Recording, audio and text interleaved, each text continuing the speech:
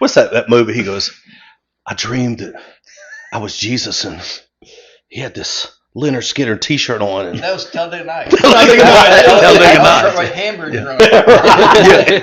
Oh my gosh! Well, just like we normally do in normal fashion.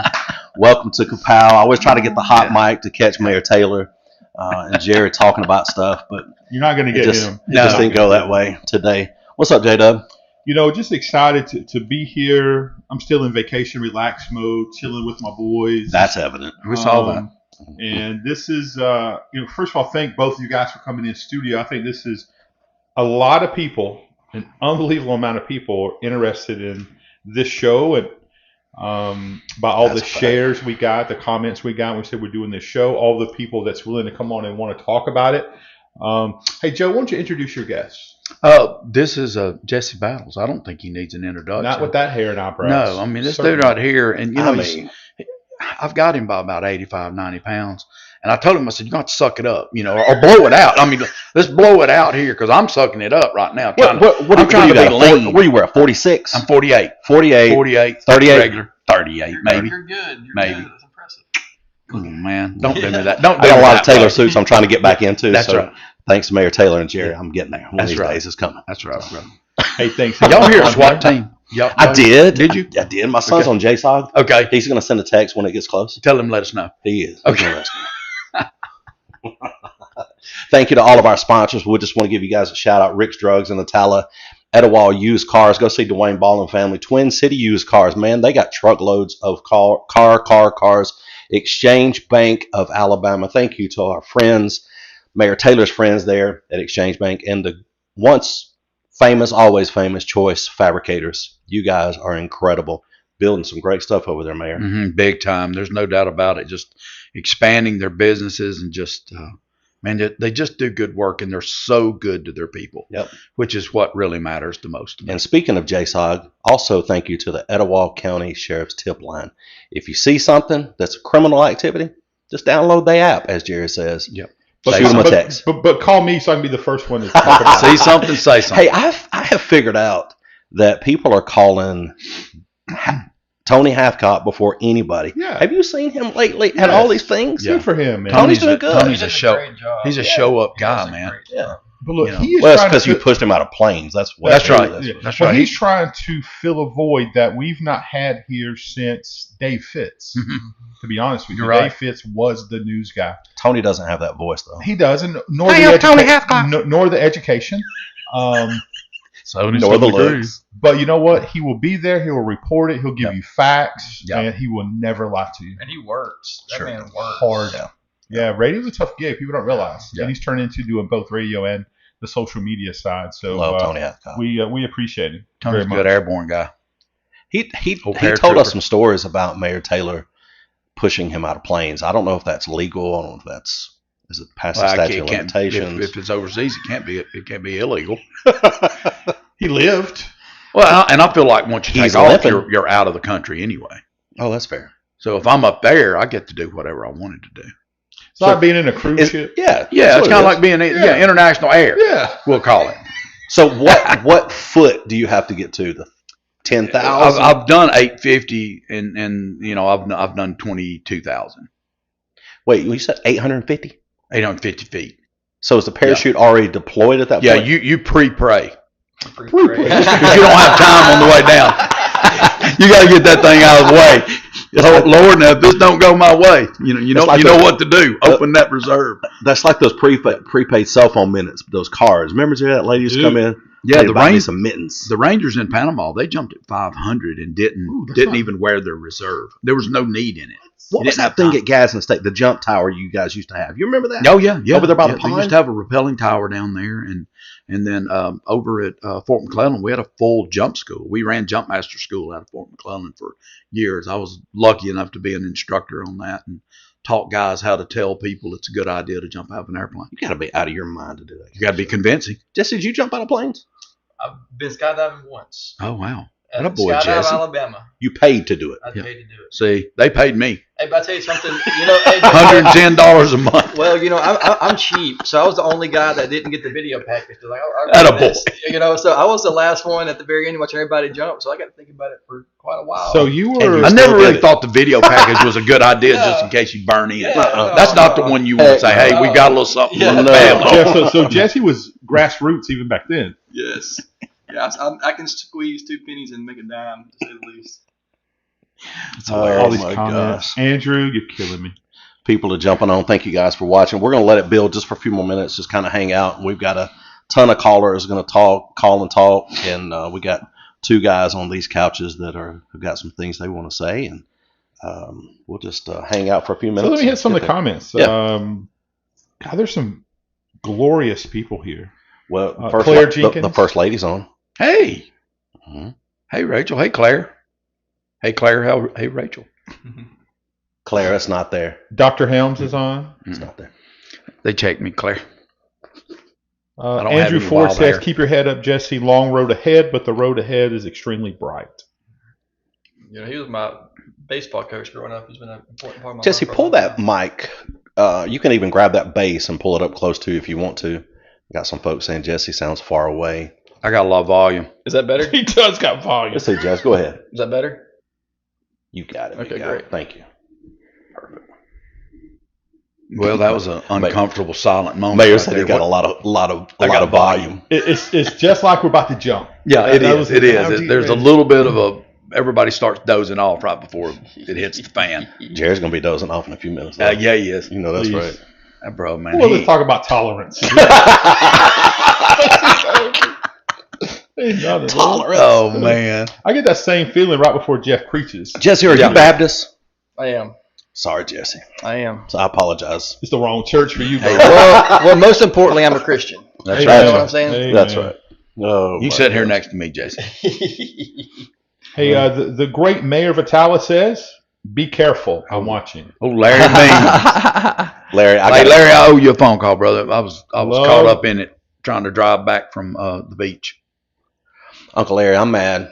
You have not bought me Waffle House breakfast in 2 months now. 2 months. You I owe know me you one, think you're Larry. busy just because you're the mayor of some kind of city. It's not like you're going to eat an All-Star anymore. I don't, but still, I could go hang out, eat a piece of toast with some butter on it. Hey, That's man, right. we were at that Tala. Yeah, and Waffle House leave yesterday. about half of it. You ain't eating that carb. You ain't eating that carb. Leaving about half of it going out. That's right. That's right. Nothing like that Tyler Waffle The House. Tala Waffle House by the Walmart is the best, man. Premier. Miss Deb's about to retire. What? No, Yes, man. that's She's going to sad. retire. Yeah. You know, they told me when I was running if I bring them all Jesse Battles for Senate hats, they'd wear them when they were working, man. They So sure that's will, how good too. people they are, man. They're solid. Austin McGraw would wear 2 of them. Yeah, they're great people, man. He's losing weight, by the way. Is he looking He's in good? Austin. I love Yeah. him. He is, man. He's losing some weight. He's a good kid. He's a man. great guy. Great kid. Best laugh in the world comes from Austin McGraw. I don't know, man. Jesse's got a wild laugh. Oh, yeah? Let's hear it. Oh, we heard it. You know that- It's you know- got to be organic. It's organic, Yeah, it's gotta be organic. So, do y'all know Kevin Knowles that owns Cottonfield restaurant up in Sneed? I don't believe so. Best laugh in the world. No, I don't know. Best laugh in the world. You got to go up to Cottonfield. He's up in Sneed. They've also got, I think it's called 1819 Purveyors that's about to open up in Gunnersville, Okay. out on the water. You got to go see them. They do great food, and they're really, really good So he people. got that gut laugh? His is just more of a, it's a little bit of a shot hyena, you know, where it just goes and it just keeps going. It's the best. That's awesome. It's the best. I taped him to a foul pole one time There because it he was is. running that mouth, and I thought he was going to laugh himself to death. There it I mean, is. like he just. So hazing Yeah. was a Well, I think there's a place for it. sure. I mean, you know, I'm not saying like in the sorority house or the fraternity house or whatever, but in the military, there's a need for that. You got to toughen some people up. There's nothing wrong with driving their jump wings into their chest. Your mayor pro tem was like gunshot. I think he's permanently scarred. It's so fun. Hey, but when he turned loose, when he relaxed a little bit Oh on the yeah, show, yeah, he settled it was down, good. man. It was good. Look, I love that dude. When He's the his best. jeans were so starched, when he sat down, Yeah. they went. Yeah, You could hear it. they make that noise where it sounds like a heavy set woman, you know, with pantyhose on. That's We're live. I'm sorry. Yeah, my bad. This is on. But yeah, Jeff gets those You pants. can right say what you where want they need to. be. There's no one in their right mind going to run against you for mayor, Joe. You never know, man. There's somebody out there that feels good about themselves. Use the key word. Smart. Yeah. intelligent. Oh, wow. Let's get at it. Why Okay. don't we? Got a ton of people jumping on. Thank you That's for right. got 152 watching right now live and a ton of messages. So obviously I'll just kick it off and throw it out there. Why not? You have been determined it has been determined that you're no longer going to be on the Republican ballot. That's why we're all here. I think there's a lot of misinformation out there. There's a lot of support for you, a lot of backing. A lot of people don't understand why or how or what happened. So I'm kind of just turn it over to you and kind of give how did we get from running this campaign and a lot of positive energy to where we are right now. Well, first, I appreciate the opportunity to be on y'all's show. And before I say anything, I want to address my supporters and just express how grateful I am that we're able to get to this point. This is not the end.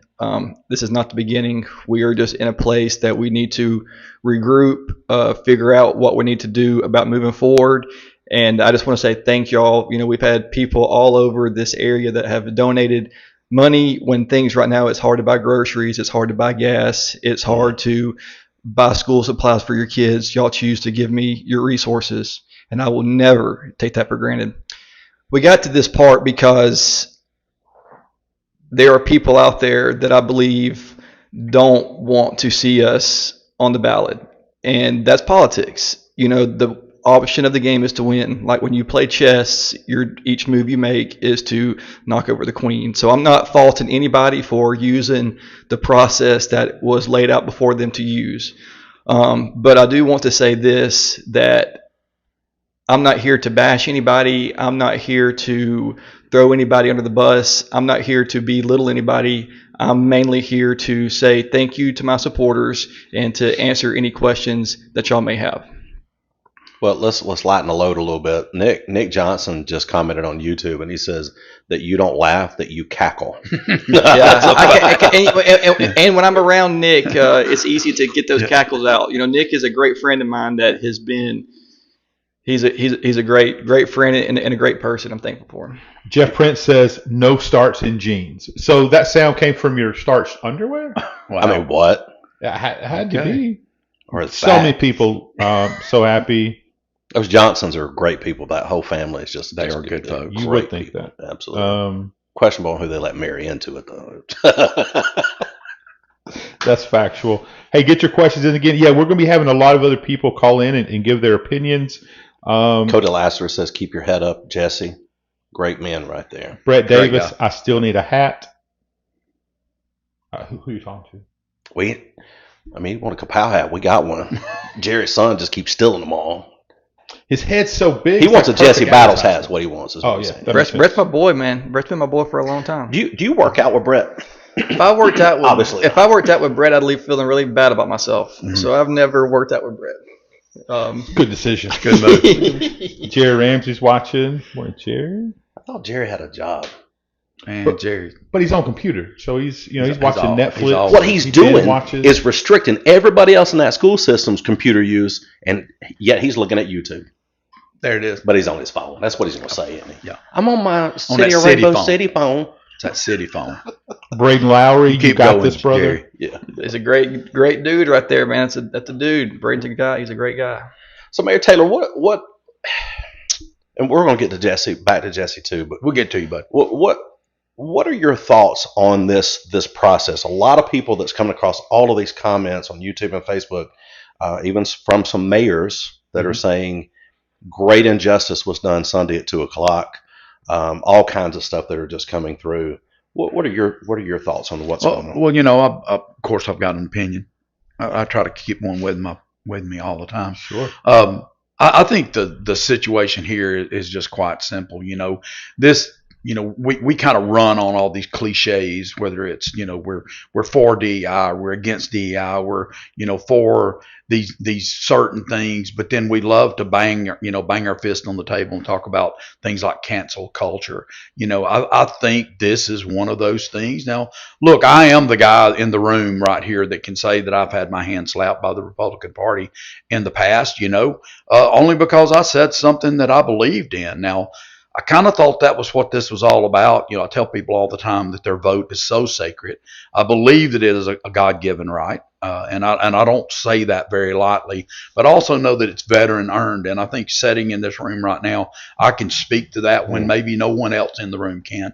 And that's not me bragging about anything. You know, I'm very, very proud of my service, but I believe there has been a disservice done in the simple fact that a steering committee from the Republican Party. Now here I go, so y'all get ready that they're, you know, whoever's going to get me, go ahead and get me, but get me quick.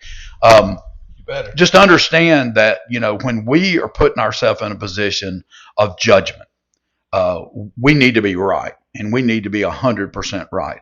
When you tell someone that you have done something or haven't done something, or you're affiliated with someone, it better have teeth in it, and it better have some backbone. I believe, you know, and this is all personal belief. I haven't shared this with Jesse. I don't plan to. Maybe I will now. But, you know, this is about doing the right thing.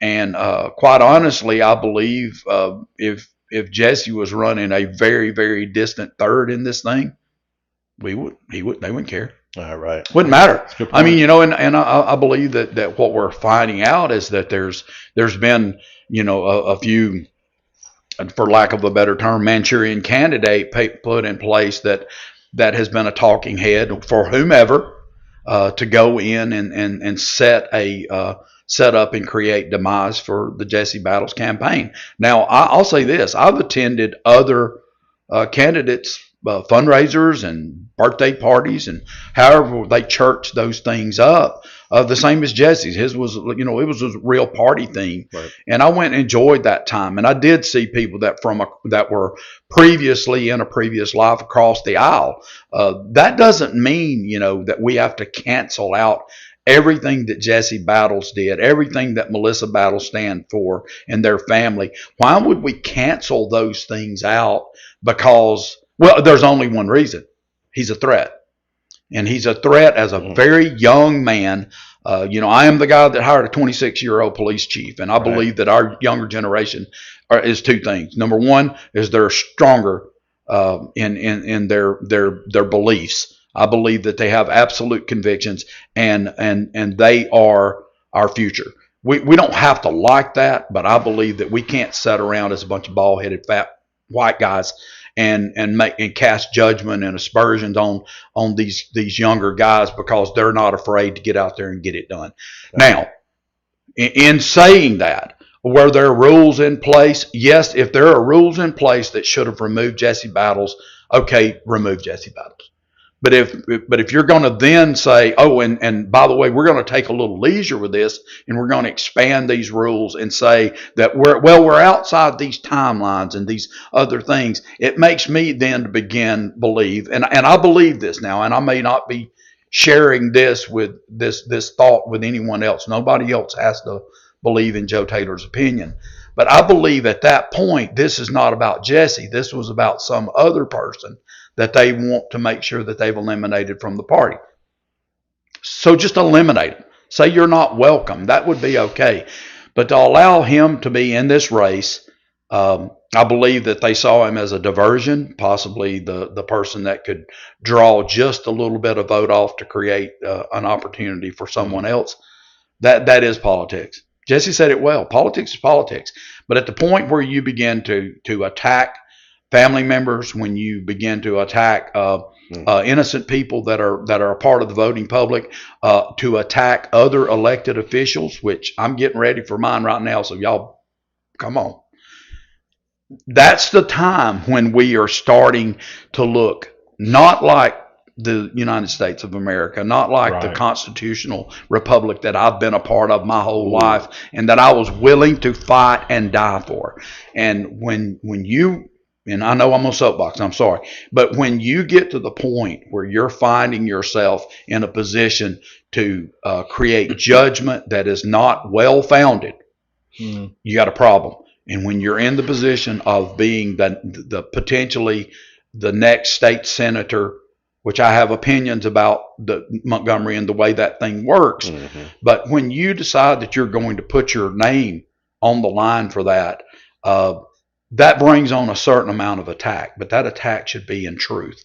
when we start dealing with innuendo and what ifs, and you were standing here, you were standing there, I'm just going to tell you that there are mayors and there are members of the elected bodies around here that are Democrats and independents. At my level and at the level of everyone from here to the White House, it is our job, it's an imperative that we learn to get along and find a way to cross our ideas and find some common ground. Jesse, That's it. There's a ton of people out there saying right now, blowing up on YouTube and Facebook, saying you were winning. You were a legitimate threat. I mean, that is coming from mayors and councilmen and commissioners. There's no doubt. That are popping up. Talk about that. There is no doubt that we were winning. And I think the biggest threat was the way that we were winning. We were doing it in a way that people aren't used to seeing. We were doing it in a way that was bringing attention not just from District 10, but from Montgomery. And there was a lot of eyes on this race. And the Hail Mary that they used to get us where we're at, they caught the pass. Like sometimes when you throw a Hail Mary, you catch the pass, and they caught the pass. And should I have had a better defense in play to deflect the pass? Should I have had a better scheme set up to defend the pass? That can all be debated.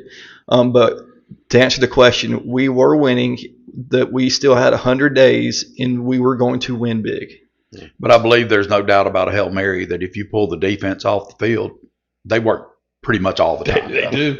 They do. So, anyway. Yeah, I'm going to go through a couple of these comments. Andrew Ford said, according to multiple sources, Jesse was actually leading, including Cherokee County. He was polling over 50%.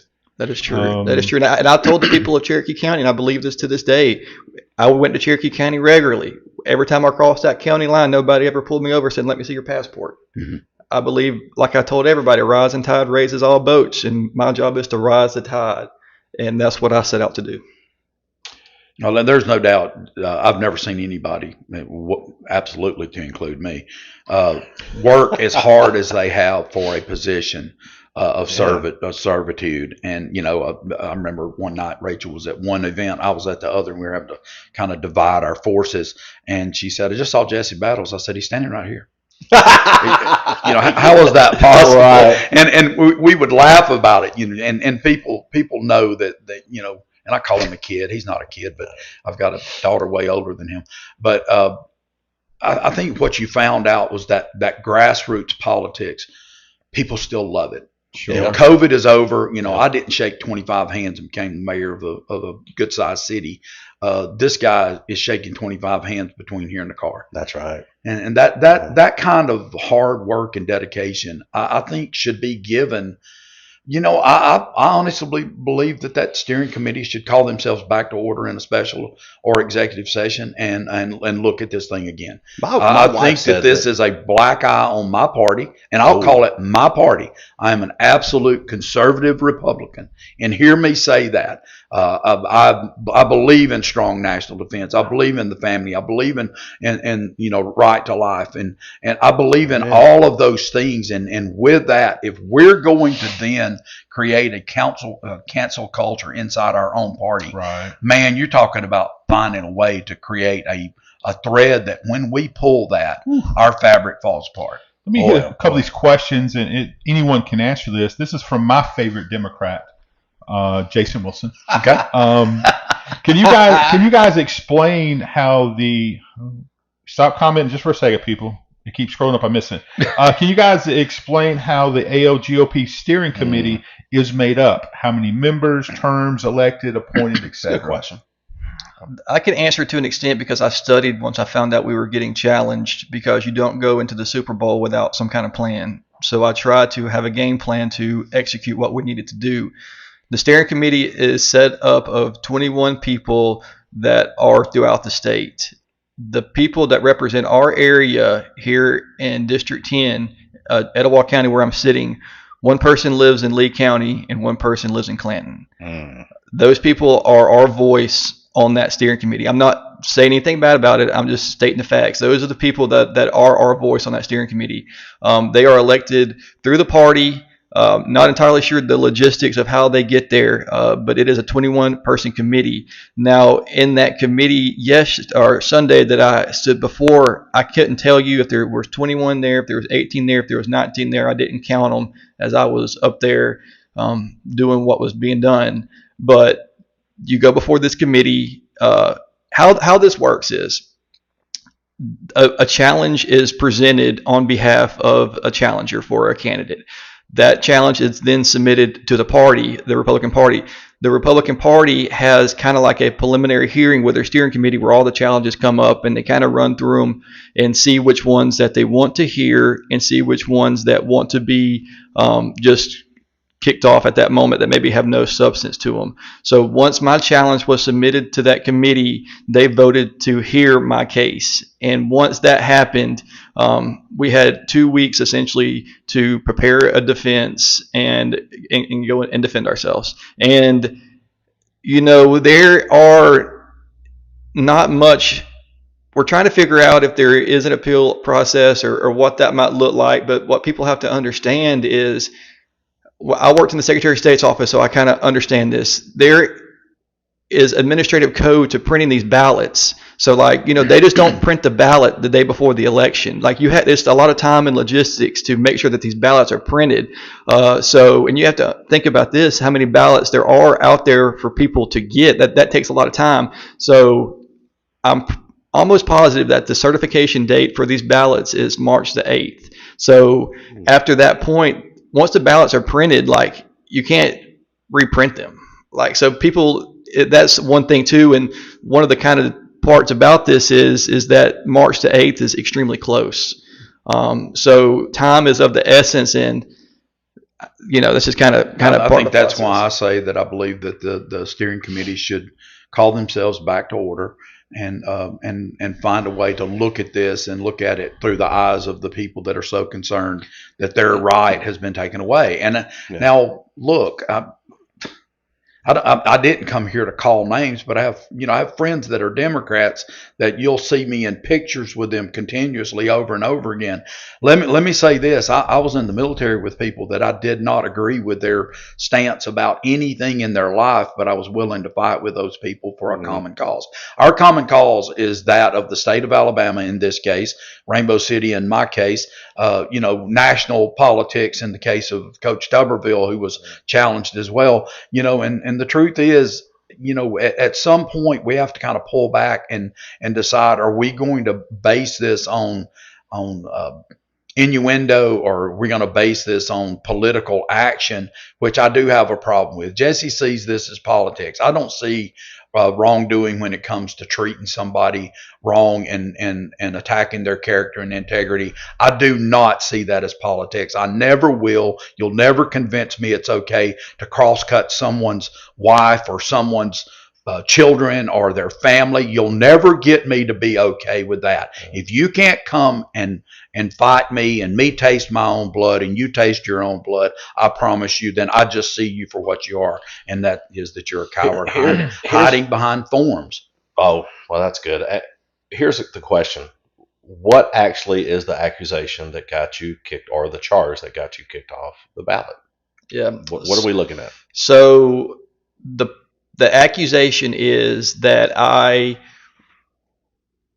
am, essentially the accusation was that I'm a Democrat, that I've been associated with the Democratic Party, and I never broke away from the Democratic Party. But the truth is this, and I put this on Facebook out there when one of my opponents was running a poll calling me a Democrat. In 2018, just a little background history on myself.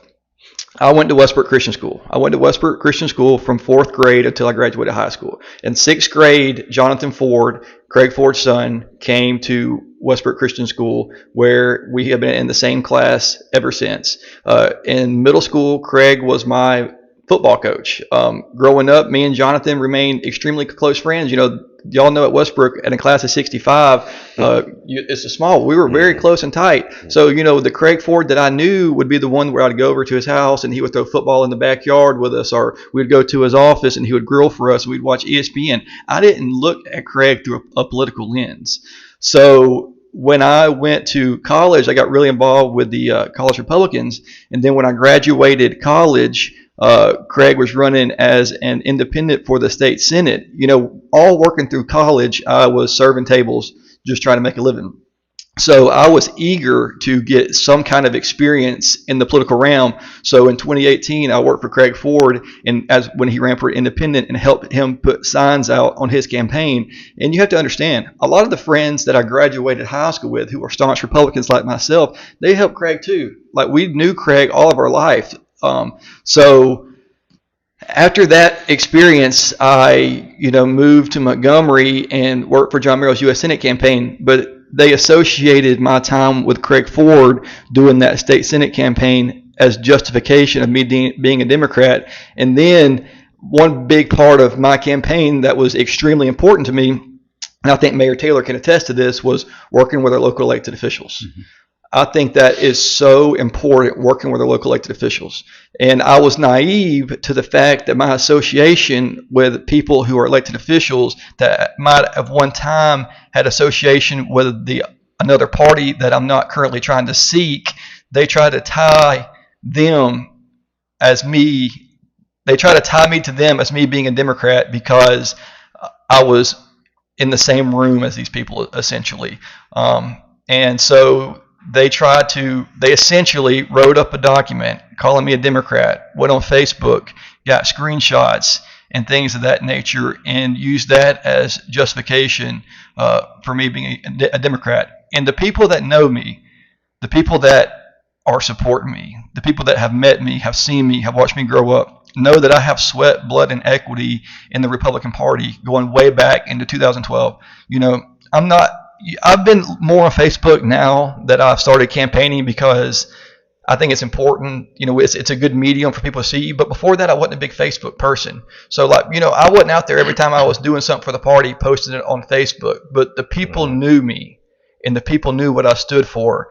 And I guess what is more discouraging was that the fact that the people that decided my fate were people that did not know me and were only given information that was extremely misleading. If I didn't know myself and I read that document and I had no defense, I would have been the biggest Democrat in this area.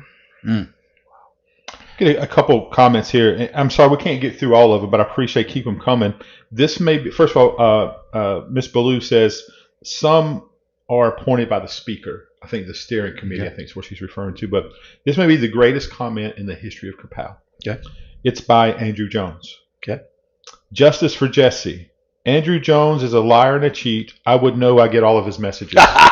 This is a guy named Andrew Jones. That's awesome. Oh, wow. How funny.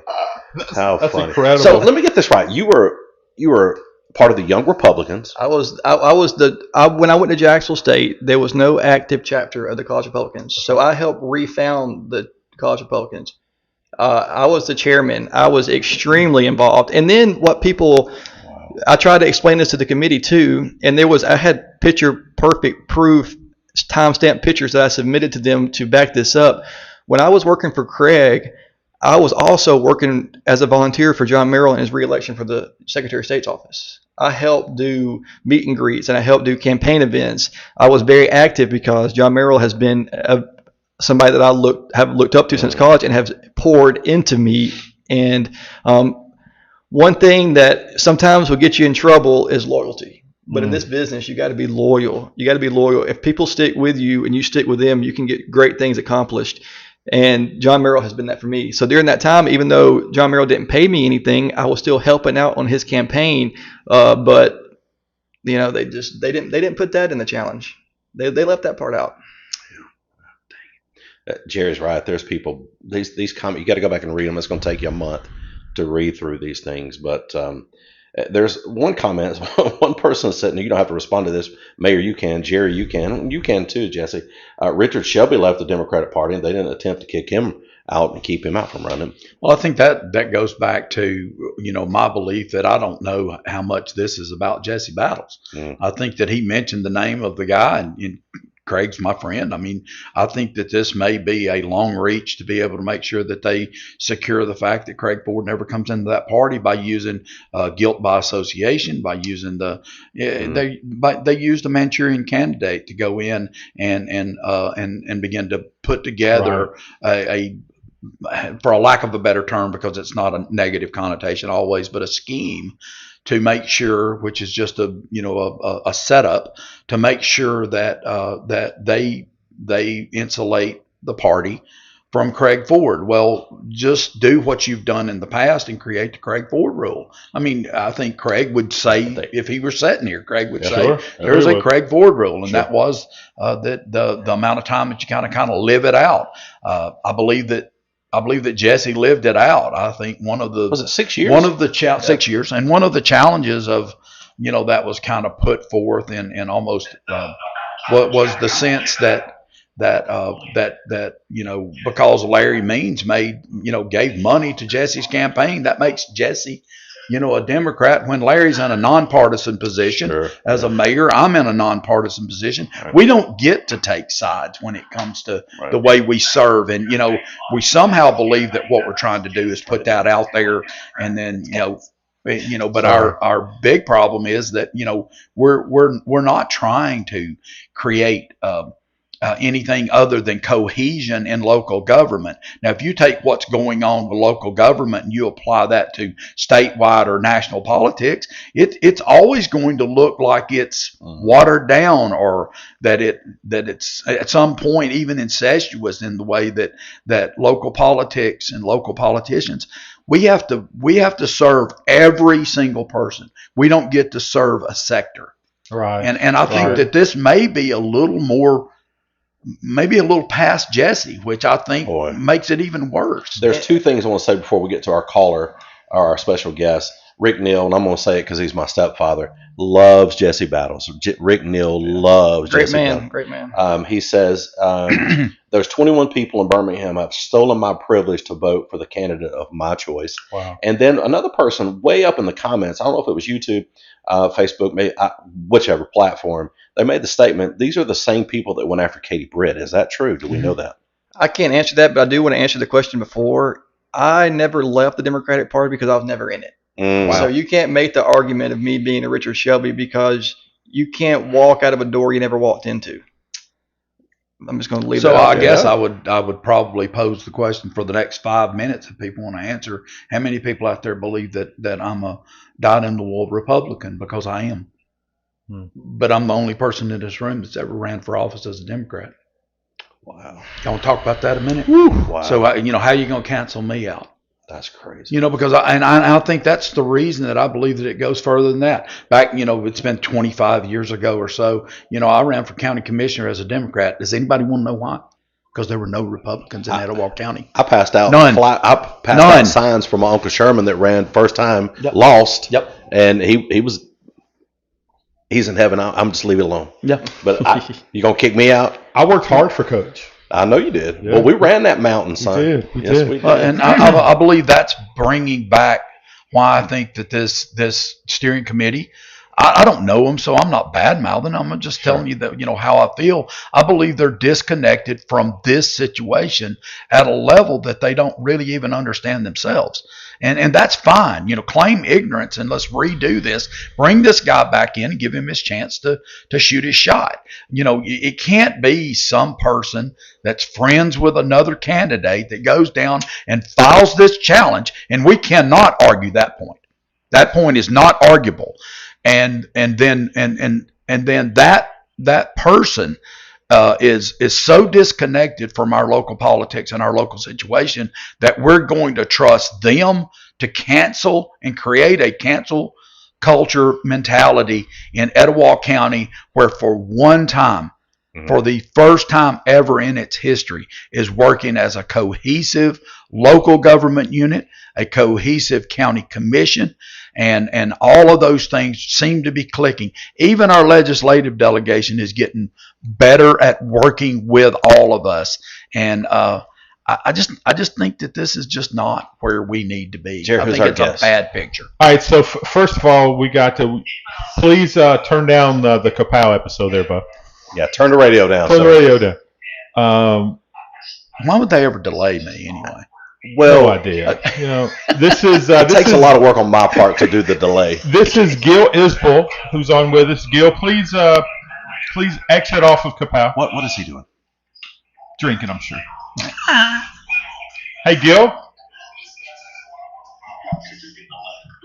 Somebody call Gil and tell him to turn that thing Yeah. off. Somebody text Gil, please. Gil, you're live. Gil Isbell, going once. He hung And up. he's gone. Gilbert. Hey, Gil. I got cut off. So. Okay, that's what I would say too. Sure. Hey, Gil Isbell is live with us right now. So, Gil, go ahead and you're on live with Kapow. All right. Well, you want me to make a few statements, or you want to ask me some questions? You're Gil Isbell. You do whatever you want to. I've heard that before. So, well, Joe, Jesse, how are you guys doing? We're good. Doing great. Hey, buddy. I would say that you guys are all looking good, but Jerry kind of makes that picture not look so well. And it was thanks for calling in, Gil. Now to our next guest. Well, there are going to be a lot of questions today, and Joe makes a lot of great points regarding the steering committee, the Republican Party. The bottom line is the steering committee, based on the rules that are in place, they can do what the heck they want to. And actually, one of the steering committee members said that in a comment to somebody that I know. Whether it's fair or not, I hate to say it doesn't matter anymore because the decision's been made. There is no appeal process that I've ever heard of.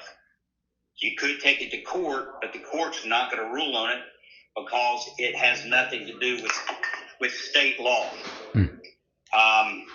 People are wondering if he can run as an independent, and what I've looked up, yes, he could, but if he wants a future in the Republican Party, he's going to have to figure out when will the steering committee or the individuals of the local Republican Party, whoever they might be, which are not for Jesse, when are they going to say it's okay? Because just like y'all talked about is Richard Shelby, he had been a Democrat. Speaker of the House, the present Speaker of the House, Nathaniel Ledbetter, ran as a Democrat in 2010, and then he won as a Republican in 2014.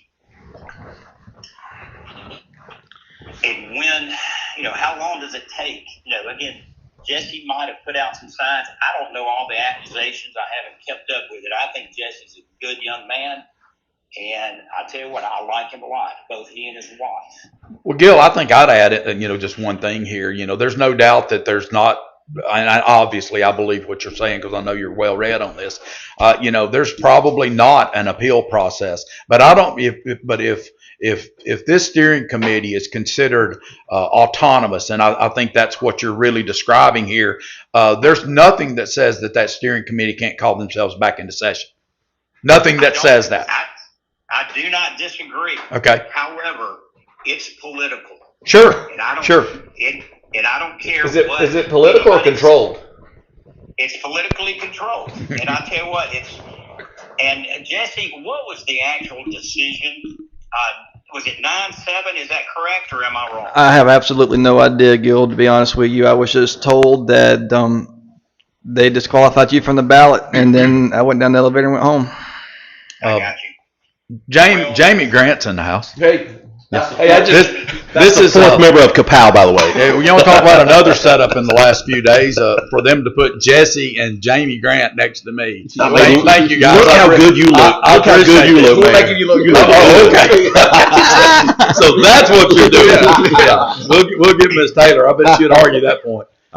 There's no question. So you guys talk about Democrats, right? Y'all remember when Pull that mic up, Jamie. y'all remember when the sheriff died in Etowah County? Mhm. We do. Yeah. Yeah. Who took his place? Todd Intrigue? yeah, Todd Intrigue, Intrigue. I'm What sorry. was Todd Intrigue before he became a sheriff? Democrat, right? Sure. And nothing against Todd. I'm No, just saying that. you're right. So what we're seeing is we get to pick and choose who we put into authority and power.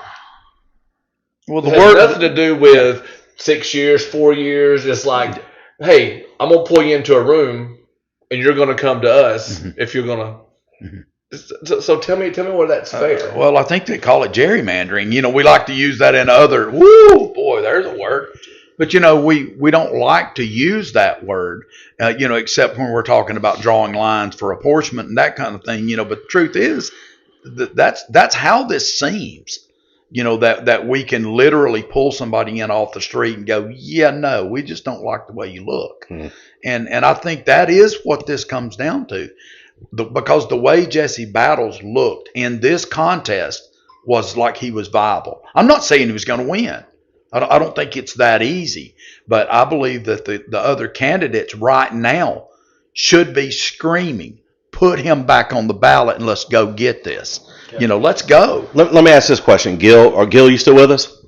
Yes, I am. All right, let me ask this question. If Jesse, and Jesse's here, and he's, before the show, we hang out, so we're just talking, and he said he'll do anything we need him to do. But I'm going to ask you, if all these people, and there's hundreds that are commenting, Jesse run as an independent, if he runs as an independent, does that disqualify him again for another 6 years to becoming a Republican or running on the Republican ticket? And remember, this is my opinion. I think it would for at least 6 years, because the local bylaws versus the state bylaws. The state bylaws, it was pointed out to me that there is truly no time limit.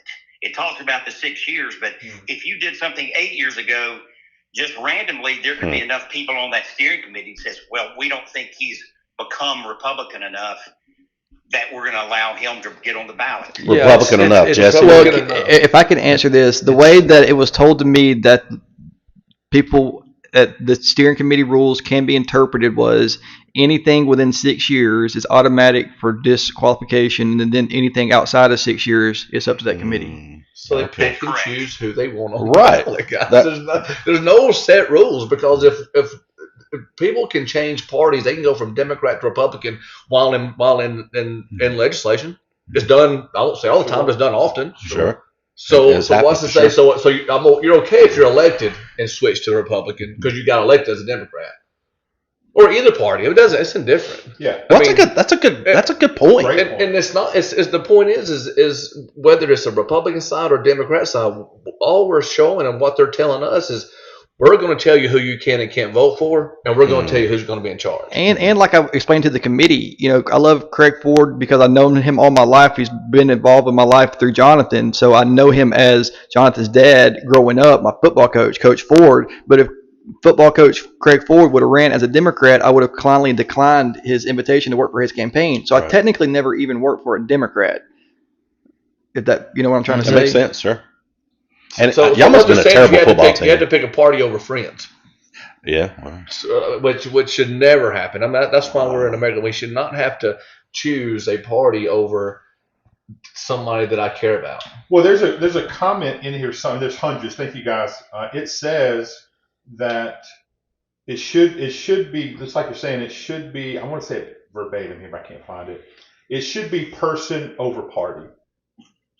Really? Yeah, I mean, who's to say? I mean, like, he got to run and represent the Republican Party since you announced last when? June 2nd. So in June, he announced as Republican, and they were okay with it. Mm-hmm. They took his money. Have they reimbursed you your money? So they took his money. Never going to happen. They took his money as a Republican and said, "Oh, you're okay to do that." Where whoever runs the Etowah County Republican Party should have said, "Hey, Jesse, before I take your money, let's make sure that you're that we're okay for you. That we approve of you. But no, we're going to take your check." Hey, Gil, who is the main Republican leader here locally? It's Misty Sosby Ledbetter's the chairperson of the Etowah County Party. Gotcha. You had contact with her, Jess? And I would direct questions to her about this process. Gotcha. Oh, yes, he's talking. Yes. All right, so Todd McCartney. Y'all know Todd. No, Todd. Todd says Jesus forgives and restores, but the Republican Party can't. Oh. I mean, Todd, that's pretty statement. close. That's a great statement. But talk about that, though. Gil, this question real quick to you. Commissioner Grant brings up a great point. If you're in office, you can swap parties without any repercussions. But if you're running, you can't swap because maybe your convictions have swapped. Maybe not talking about Jesse's case, because he's always been pro-life. He's always been a Republican, really, at heart. If you're looking at values, core values, right, Jesse? I've never attended any other political meeting outside of a Republican meeting. All right. So, but say for instance, golly, I believe there are Christian Democrats. It's a stretch, but I believe there's Christian Democrats. That's my opinion. But somebody says, "Hey, my conviction has changed. I want to change to a Republican, and I feel like I can do good in this office." Why are they held as if they're running for office to a different standard as the person that is already elected in office, and they decide to jump ship and change to another party? Well, basically, I think what's happened is just like what happened with the Democrats. You know, you had the blue dog and yellow dog Democrats in the 60s and 70s and going into the 80s. Joe. They were the majority of the state, and they cannibalized themselves. And that's what's happening with the Republican Party. It's about 72, 74% Republican in this state. And you've got the far right that is the most involved in the party. There are other people involved. I'm a moderate because I want to listen to everybody. But if you don't agree with what the far right says a lot of times, then you better watch out. And the politics will be played for you. But we're cannibalizing ourselves as Republicans. And just look at it in 15, 20, 30 years. It may take that long before there's a change back. Now, there are crazies on both sides, but there seems to be a lot more crazies on the Democrat side, in my opinion. Well, I think there's no doubt the Democrat Party is probably 70% Democrat and 30% communist socialist. The Republican Party is probably 75% Republicans and 25-30% Democrats, because they're like, hey man, that's no longer my party, and I need to get in line with my beliefs. So you can't sit here and go, who's the good Democrat we're going to take? Who's the one I can control, and who's the up and comer? That's a great. But I think I'd ask Gil something. Gil, I mean, in the situation of Etowah County and this region, this District 10, you know, why is this race?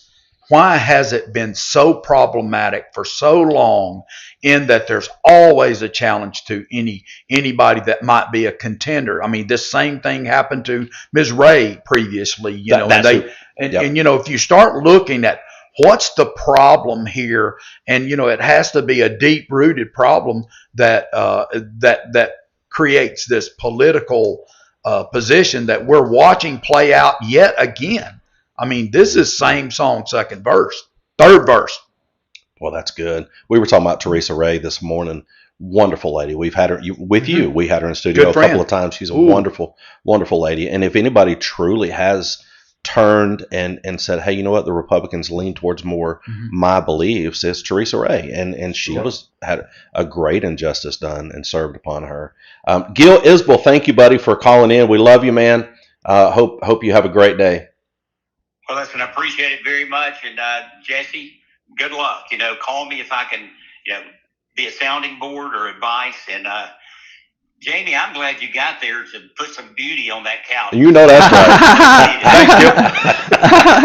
Gil said he's moderate. You see how he flashes his tattoos, though. You got a little swollen arms. Gil said he's moderate, but maybe in politics, but not in his alcoholic beverage. You should know, Jerry White. You should know.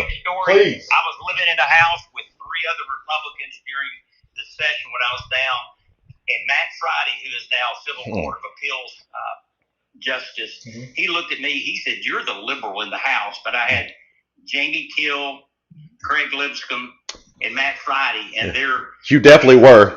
Yeah. I was on the left, and I'm still a moderate. They were way right of me. So, anyway, that's you guys have a grand day, and thank you, buddy. If you got any questions, call me. Thanks, buddy. I think we're going to get Brett Davis. Is that who's next online? Yeah, and I'd say something about Gil. Now, you know, I didn't know Gil very well when I came into office, but you know, just knew his family for sure. But Gil Isbell is so well respected in Montgomery, y'all. And every time you go down there, there are people that speak really, really good of Gil Isbell. And I appreciate him because he was the guy that you could call on and him answer the phone That's and right. him find you the answer to your question, even when he didn't know what the answer was. People, you can say what you want to. A lot of our viewers are making statements, but you can say what you want to. Gil Isbell is a friend of ours. He's a friend of our show, and Gil Isbell is what it is. He's Gil Isbell. And I think that's the I love beauty him. of it, is that when you call Gil, hey, I've got an issue with a bill or whatever, he listens to you. Mhm. And he may have been one way, and then after getting some phone calls and talking, like, man, this wasn't a great idea. He has done that. And it's okay. And the Yep. thing is it's okay. Yep. You have to walk it back. It's Yeah, okay to okay, go, walk hey, it you know back. what? Maybe I have all the information. Yeah, I You make know? decisions all the time that I have to walk back from. Not very many, but Nope. but I do. I decide where I'm going for lunch. and Now then the I'll first change lady my hasn't mind. made a decision that she wanted to walk back. You can't do that. Sure. There's no choice. It won't tell you where you're going to go. That's right. You're I mean, it's going. just showing that we can say that we're having two parties, which I think we should just completely get away from any party. You should just run on who you are and just be open and be like, hey, if you qualify to get on the ballot, if you got to raise so much money, if you got to do whatever the magic thing may be, feel like it's like city. I mean, cities don't have to declare. Like anybody else. Special caller calling in 1 second. Okay.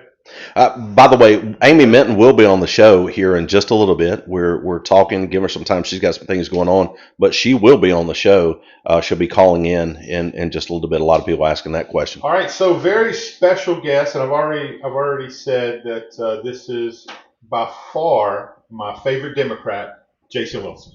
Jason, The dude. What's up, guys? What's up, what's buddy? up, son? Yeah, like I said in the comments, Jesse, I think you and Joe and everybody in that room are pretty safe at being confused as the biggest Democrat in this area. I think I'm the last living Democrat in the state of Alabama. That's funny. Oh man. And you know, He to got the me. point, He did get you. all joking aside, like I said in my comment, because of the political environment in this state, every Democrat in this state knows they can't win a race. 95% of the races, you couldn't even dream of it because so many people vote straight party line ticket on either side, Democrat and Republican. But the Republican Party has so much control here that if you think about it, because of that environment, that makes this GOP steering committee is the most powerful entity in this state. Wow. Yeah. Because they are the gatekeepers. They have virtually no oversight. They are the gatekeepers to the only path to office in this state. And that's, I think, when you see, to Joe's point, like what they did to Dr. Ray, and they've done it to several other people up and down the ballot, not just in previous elections, but even in this one, there's been several other people that were taken off the ballot. And I know that's a real issue for the Republican Party because, again, they are the only path to office. So I'm sure they do get a lot of, imposters, if you will, or, short timers in the Republican Party. But I just can't believe that there's not a better process or oversight to this steering committee, that they have the level of autonomy that they have, and that members of the Republican Party just are allowing it to happen.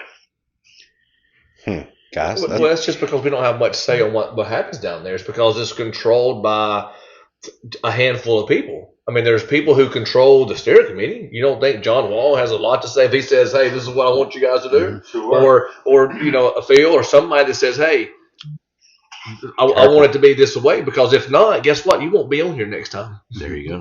You won't have the luxury of saying you're on the Republican steering and have all this power. What does that say? I mean, and Jason Wilson's a good friend of ours. We love Jason. Jason's been a part of. He's the Kapow family since the very beginning. I mean, we had him on, and we always, especially when the rendering plant was going on, he would change his hats depending on the mood that Jason was in. But But he always wore it. But he always wore a hat. I wish Yeah. we all had My Uncle Sherman hated it. I'm just telling you, he hated it. But he loved Jason Wilson. Loved him. But what do you guys think about Jason? Jason being a Democrat, right?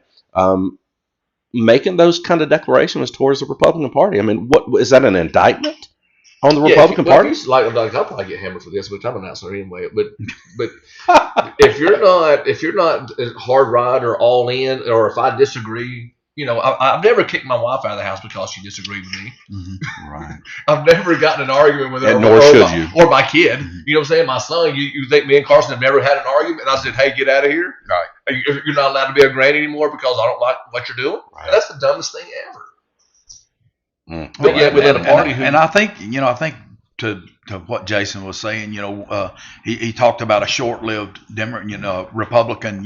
There's no doubt that there are people that make a paradigm shift. I mean, my goodness, we're sitting at a church where people make paradigm shifts in their life and go from one direction, absolutely in the different direction to change up on what they are. Do we believe that we can do that in the most important decision in our life, and that is our salvation? And yet we can't do it in a freaking political party. I mean, I don't know what we're doing here. Shut your mouth, Joe. I'm sorry, my bad. I'll be quiet. What the crap are you talking about? Randy Gunner, you let him be in your church? What's going on? Sorry, Randy. It's okay. You owe me lunch. Well, best Easter service ever. No doubt. It's a true. Yes, sir. I'm sorry, Joe. Just to your point. Call me mayor. Call me mayor so they don't associate with me and you as being Democrats. Okay. Republican Mayor Taylor. There you go. In your Republican opinion, based on the Republican comments you just made. Yes, sir. I mean, the point I'm making, and I certainly don't mean it as a condemnation of the Republican Party, but as a resident of this state of Alabama, and recognizing that the Republican Party is going to be the party that seats someone in these seats. I have a vested interest, even though I'm not a member of the party. These are still going to be my representatives. They're going to be my leadership. So from the outside looking in, from the political spectrum, it's intriguing to see how we've gotten to this point in the state where any entity could have that level of control and power, number one. But as a resident, it's concerning to me that there doesn't seem to be any clear process for challenging this or disrupting it in any way. And I think you hit the nail on the head. If there were a challenge process, if there were a timeline that would allow for the judiciary to make a decision, I wouldn't be sitting here right now. My problem is that I don't like the word fair and unfair because the world's not fair. But I can tell you that when you set things so out of kilter that there's no opportunity for someone to right a wrong or to explain themselves in a validated way where they can bring their case and lay it before someone. When somebody lodged this challenge against Jesse Battles was done except to stand there and take it. Now, yes, he can defend his position, but if you look at the timeline for defense, it's so shortened, and then the timeline after that for what should be the ability to go back and say, hey, we want to challenge this. It is absolutely near removed, which in the case of this steering committee, it's not even there. So there's no opportunity at all for him to do a thorough explanation of what he was into. Gene Brown. Yes, that's the point. Yes, that's the point. Gene Brown said, "Thank God there's no steering committee between us and God." That's really Right? what I'm saying. It's almost like it was designed to be this tool to pull the rug out at the very last second, where there was no recourse or no opportunity, for further discussion about it. So. That's all I had to say. Jesse, man, you know how I feel about you, man. We've had a lot of conversations, and I look forward to seeing your future in the leadership in Alabama. And having said that, Sit close to thanks for couple. taking my call, Paul. I'll hang up and listen. Call Paul. Hey, you should use your Hoover name next time. Just your Paul Feinbaum name. Jesse, what does it feel like to have people? You referenced your supporters at the very beginning. But what does it feel like right now? Because there's a bunch of callers fixing to call in, or Jerry's lining up. How does it feel to sit here and listen to people kind of fight your battle, because you, as a Christian, we have an advocate, and his name is Jesus, right? Yeah. And he stands before the Father right now. He's making intercession for all of us, for the things, the wrongs that we have made in our lives, and we've made with the mouth confession, and he is talking to God the Father on our behalf. Right now, you got a lot of people out there, Democrats and Republicans, that are frustrated with the process here in the state of Alabama, and they're fighting a battle for you. How's that feel? It's very humbling. That's why I wanted to come and sit on this couch and be a part of this process, because I recognize the support that we have, and I recognize that people are invested in this campaign, and they're not just invested in this campaign, but they're invested in our area. Just like me, this is their home. And, I want to fight for my home, and I think they see me as an avenue where they can fight for their home as well. And I think that's very important. I just appreciate it and humbled by all the support. It's really cool to see. It's really cool. Yeah, I to see. think that you using the analogy of Jesus being our lawyer, our intercessor, our attorney, and and him being able to say, God says to Jesus, who have you got with you? And he says, you say, he says, I've got Joe here, and he's perfect. I think that we're missing the opportunity here in a party that loves to thump that Bible now, and I'll thump that Bible with you, and I believe we do know that every word inside that God's word, that it is absolutely inerrant. And if we are patterning ourselves after that, which is what the Republican Party says we do. True. We love to talk about Jesus. We love to talk about that high morality that we believe in throughout our edict and our tenets and our values.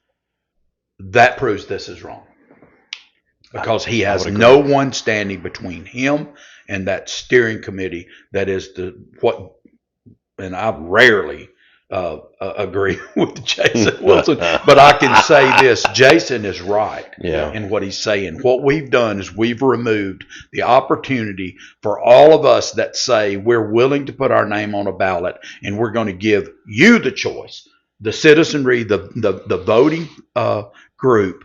We're going to give you an opportunity to say yes to us or to reject us, and yet we're taking that opportunity for them to have that God-given, veteran earned right. Now we've got another one. There you go. We're balancing out, and we're taking that away from people. Before we get to this next caller, they're online now. Thank you for your service.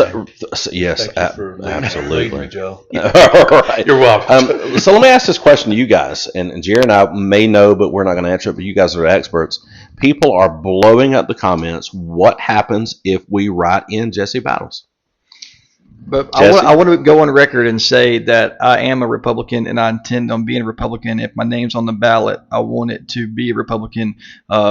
I appreciate all the support, but I think it's very important to know that, like I was telling somebody last night, you can fix something with duct tape or you can weld it together.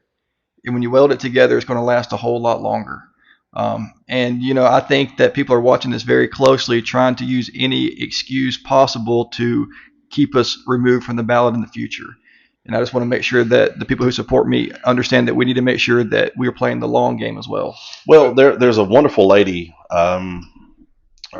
Philip. No, he's not a lady. Philip Jordan made the statement: you cannot ride in the primaries. Is that correct? The general. Only the general election. So if you're could they ride in Jesse Battles in the general election, guys? Yes, if we bought 50,000 pencils and handed them out.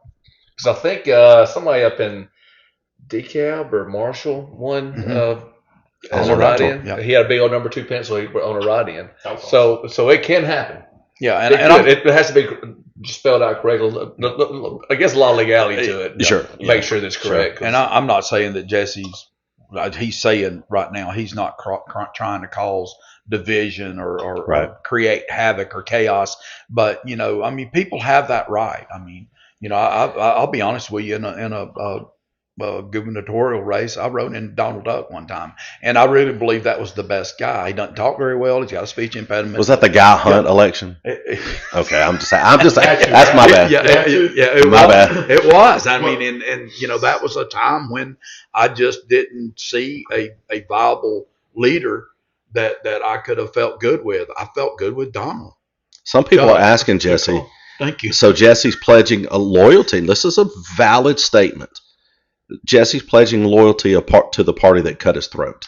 Yeah. So do you really think that the party cares about Jesse? Do you really think that in 4 years from now, Jesse, they're not going to find another reason to keep you off of it? Because if they found it today, they're going to find it again in 4 years from now. Yeah. They're gonna find a reason if you don't fit an agenda, they're going to find a reason not to be there. And I would be afraid that 4 years from now, 8 years from now, that And that's when do you outlive the timeline? I mean, 'cause they it's a moving- obviously it's a don't moving have one. goalpost. That's right. Lana Moving Ballou, goalpost. Lana Ballou says only one successful write-in in the party has won in Alabama. So you tell me we got a chance.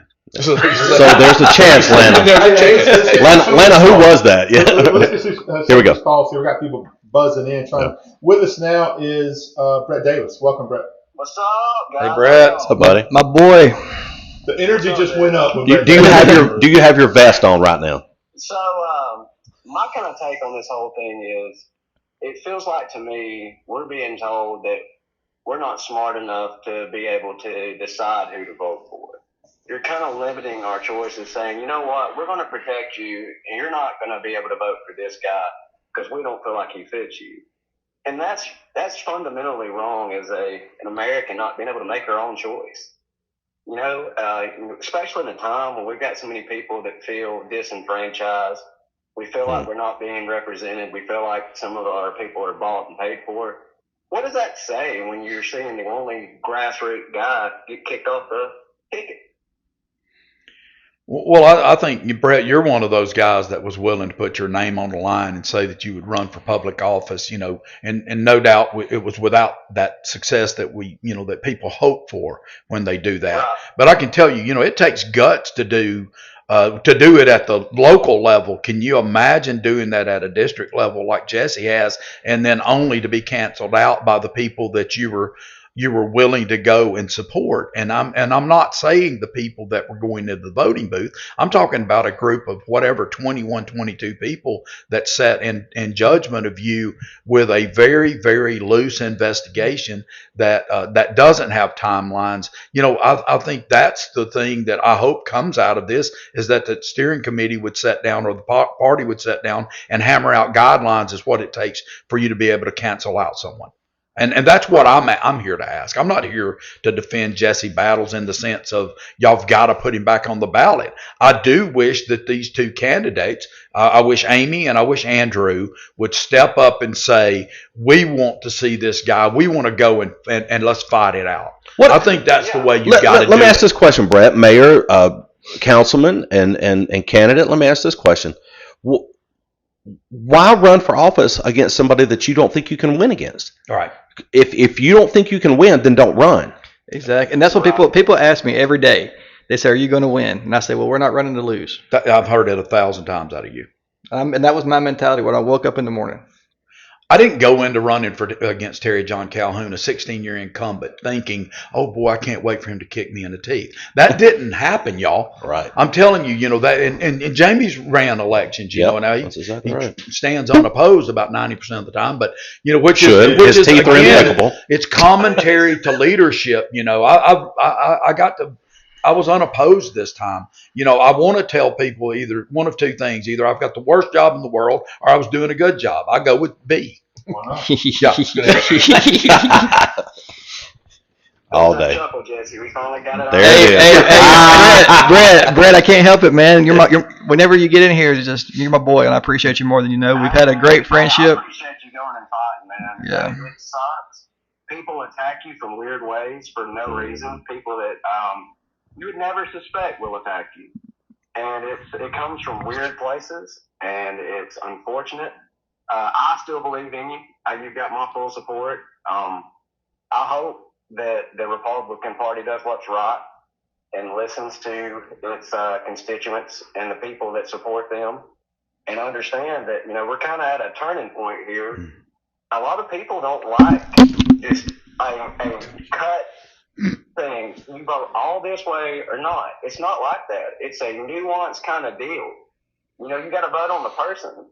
And I mean, in the age of information, if we have now, I could look up anything I want to on anybody in that room. Sure. pretty much for the last 20 years and found out anything I want to know. Right. If Jesse was a Please Democrat, we would all know it. Especially in Gadsden, Alabama, it would be blasted all over Facebook. Boy, that's a Well, I think that's what we're doing here, Brett, is we're working on butterflies with hammers. You know, and Right. what we're trying to do is we're bringing people in that are at their most vulnerable position in their life, and that is saying that I'm willing to lay my life, my character, my integrity, and my family on the line. I'm willing to allow you to attack them, and then we turn around and go, yeah, but we still don't want you. Well, I think Brett said That's awful. The party thinks that the people in District 10 or Etowah County is not smart enough to pick their legislator. I mean, it's like who gives the 21 people the right to say what's good for us? It's insulting, honestly. it is. Yeah, I mean, I think I would feel so much better if our two representatives on that steering committee were from our area and had their finger on the pulse of this area. Right. I would feel better. I'm not going to say I'd be We were okay. able to actually just completely vote on real issues. Like, say we want water, just have a straight ticket. Say, everybody vote yes or no. Right. Oh, that'd be too What's easy. that? That Right. makes too much sense. Yeah, let's don't cloud up. Yeah. Hey, Brett, thank you so much Thank for you, taking Brett. time to be with us today, buddy. Hey, love you, Brett. Have a good day. That's Brett Davis. You know who he is. That's Keith Davis's son. That's the dog right there, dude. He That's the hates dog, that. dude. All That's right, awesome. now we had a missed call, and I think this is Amy calling in. Okay. I'm gonna step out for this one. Sure. Hey, go back later on, guys, and read these comments and Don't move down. and just I feel comfortable like that. you feel. Don't y'all, hey, Hey, don't when you prove cold, why they say when y'all you- Democrats. Don't when prove you that. cold, it's over, man. That's right. Y'all be hugging up on each I know other. where I stand. Oh my gosh. I know I won't like it. What about You you? find the biggest guy. Yeah, and we do. Rosemary Patterson, we do despise politics, and I think the four, and probably Jesse as well, the four that are there in this room, we do despise politics. We just want the best for the people. So, Jared White, what's up? Hey, I actually got to go let somebody else in. I got somebody else that just showed up. I wasn't expecting. Oh, dear. But with us right now, Miss Amy, welcome. Hey, thank you. Hey, Miss Amy, what is your take? This is Jeff. And good to talk to you. What is your take on this? At what we're hearing right now? Well, first of all, I will say that in 3 months, when this primary election is over, I will still live in this community. I will still shop here. I will still worship here. So things are way more important than politics to me. And I appreciate all y'all. Jesse Battles and his family are fine people, very hard workers. And I appreciate all he's done. I will say one thing I would want to correct is I am vice chair of the Etowah County Republican Party. I recused myself 6 months ago because I was receiving so many people who wanted to challenge Jesse being on the ballot. So Hey, I'm gonna they step out. sent their information directly in to the state. There were a number of people behind this challenge. There was not just one person behind this challenge. And so that's the only thing I will say. There were a lot of establishment Republicans. There were a lot of young Republicans. And I don't even know what their complaints were because I recused myself. But it was not just one person that signed a form. And I don't even know if the ALGOP gives out this information. So why wouldn't they give out the information who went against him? Do what? Why wouldn't they give out the information to? How come he can't face his accusers per se? Hey, I'm with you on that. Let's call them and get them to give out the information. I don't know that answer. I was not at the steering committee meeting. And to be honest with you, I was at a wedding shower Sunday at the country club. I left my phone in the car because I was convinced Jesse's lawyer would go in the steering committee. They would keep him on the ballot. I really had no idea what was going on. I don't even know all the challenges other than I obviously know the one where he did take money to work against the Republican Party. And that's the one I think most people have been talking about. I don't even know all the challenges. I know a lot of young Republicans in Cherokee, DeKalb, and Etowah County and other counties. A lot of them also put in challenges. There was more than one challenge against Jesse on the ballot. Only one of them went through. And that's all the information I know because, like I said, I recused myself from it because, I knew I did not need to be a part of that, so I was not. So wouldn't, Amy, this is Joe. So wouldn't those multiple challenges normally read the same? And so they just basically boiled it down and said, we're going to take this single challenge? Or, how do you see that playing out? I mean, I know you're Well, being, that's the voice of the people. Everybody that is involved can send in a challenge. They can, right. join them. Yeah, but they rejected every challenge but one. And I would imagine that each of those challenges would almost have to have the basically the same language. Or am I missing something? Yes, I think they were challenges based on different things. Like the ones coming from the young Republicans had challenges that they had against Jesse related to young Republicans. The older establishment Republicans, they obviously had other issues. Maybe it was the issue of taking money and running against the Republican Party. I think that a lot of people, older generation, did have a problem that Jesse actively worked against the Republican Party. And, the 6-year mark is just a benchmark. And so, again, I was not involved in the committee. I'm just telling you that was an issue. So do you agree with the system in its entirety or in its makeup that 21 people can literally gerrymander or cherry pick? Let's just go cherry pick. Gerrymanders always hurts Jerry's feelings. But can they cherry pick who they would like to have on the ballot? Because that might be the most unattractive look that I can imagine for our party. Well, and that is what I say. Join the local Republican Party. Run for office in the Republican This wasn't Party. decided by local. Yes, it was. I'm telling you, there were a large number of people that signed petitions that went down there. Yes, it was. This was a lot of people. This is not. But those were not accepted, right? I mean, there was only one. They're not going to hear. The steering committee is not going to listen to a challenge. And they turned down like 10 other. They turned down Tommy Tuberville's. They turned down Joel. They turned down a lot, and I was actually surprised. They only heard two challenges. So But I don't know the legal implications. I know there's a lot of lawyers in that room, so I just assume. but Amy, this is Jeff, and you know how I feel about you. I love you and Doc.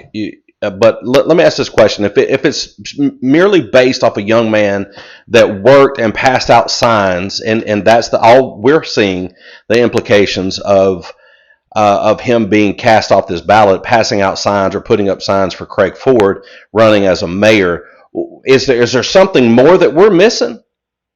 No, I think there were multiple things. And what were they? What were they? To find out if we can get it from the state GOP. I don't know. Well, why should that be hidden from the constituents that are trying to cast a vote for the person that they want to represent them? Why is it being hidden if it's not passing out signs or putting up signs for Craig Ford? What exactly is it that kept Jesse off this ballot? I don't know. You'll have to ask him. You will have to ask Jesse. I don't know those things. We did, and that's what he said. The things I heard was that he actively campaigned against the Republican Party. That's putting up signs, right? No, it was campaigning. That's what I was told. Again, I don't know. But it was not just putting up signs. It was campaigning. It was taking money knowing he was running against the Republican Party. That's what I've been told. But that was just one thing. But Mayor, hold on just a minute, Amy. Mayor Means has a Miss Amy, this is Larry Means here.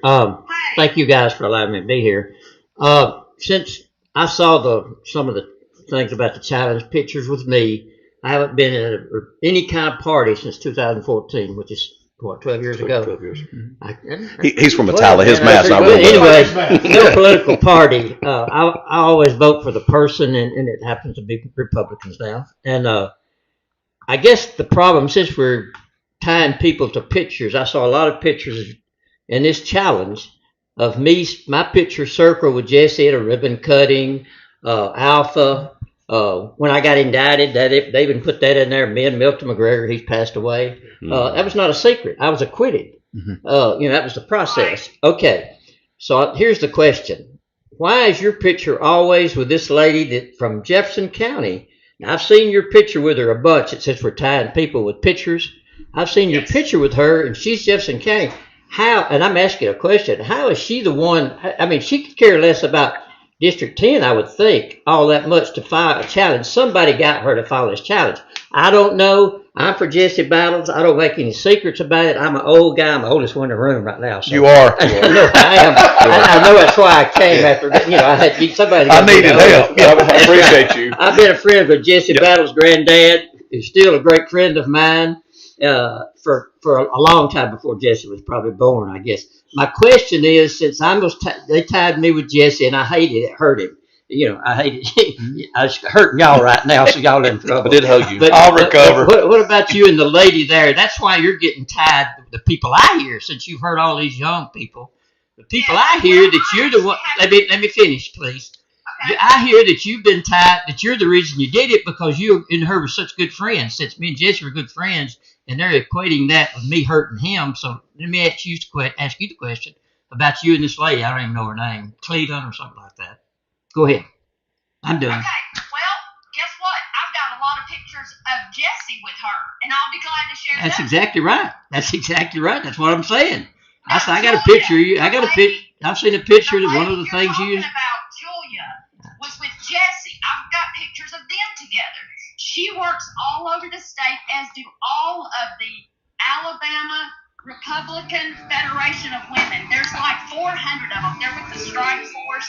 But yes, I have pictures of her with Jessie. As a matter of fact, Julia just called Jessie the other day and tried to get him to come work with her on multiple campaigns, and he refused. Is Julia a Republican? Yes. So why is she trying to get a Democrat to come work for her? She is on the Alabama Federation of Republican Women. There's like 400 of them, and what they do is they work across the state. Yeah, I understand. So she would accept Jesse. she would accept Jesse to work for her, but we can't allow Jesse to be on the ballot. So Jesse can work for Republican, but he can't be one. There was a lot of people on this channel. I'm just talking about this one that you brought up. I'm talking about this one. So why would she file a complaint if she asked Jesse to come work for her and she's taking pictures with Jesse?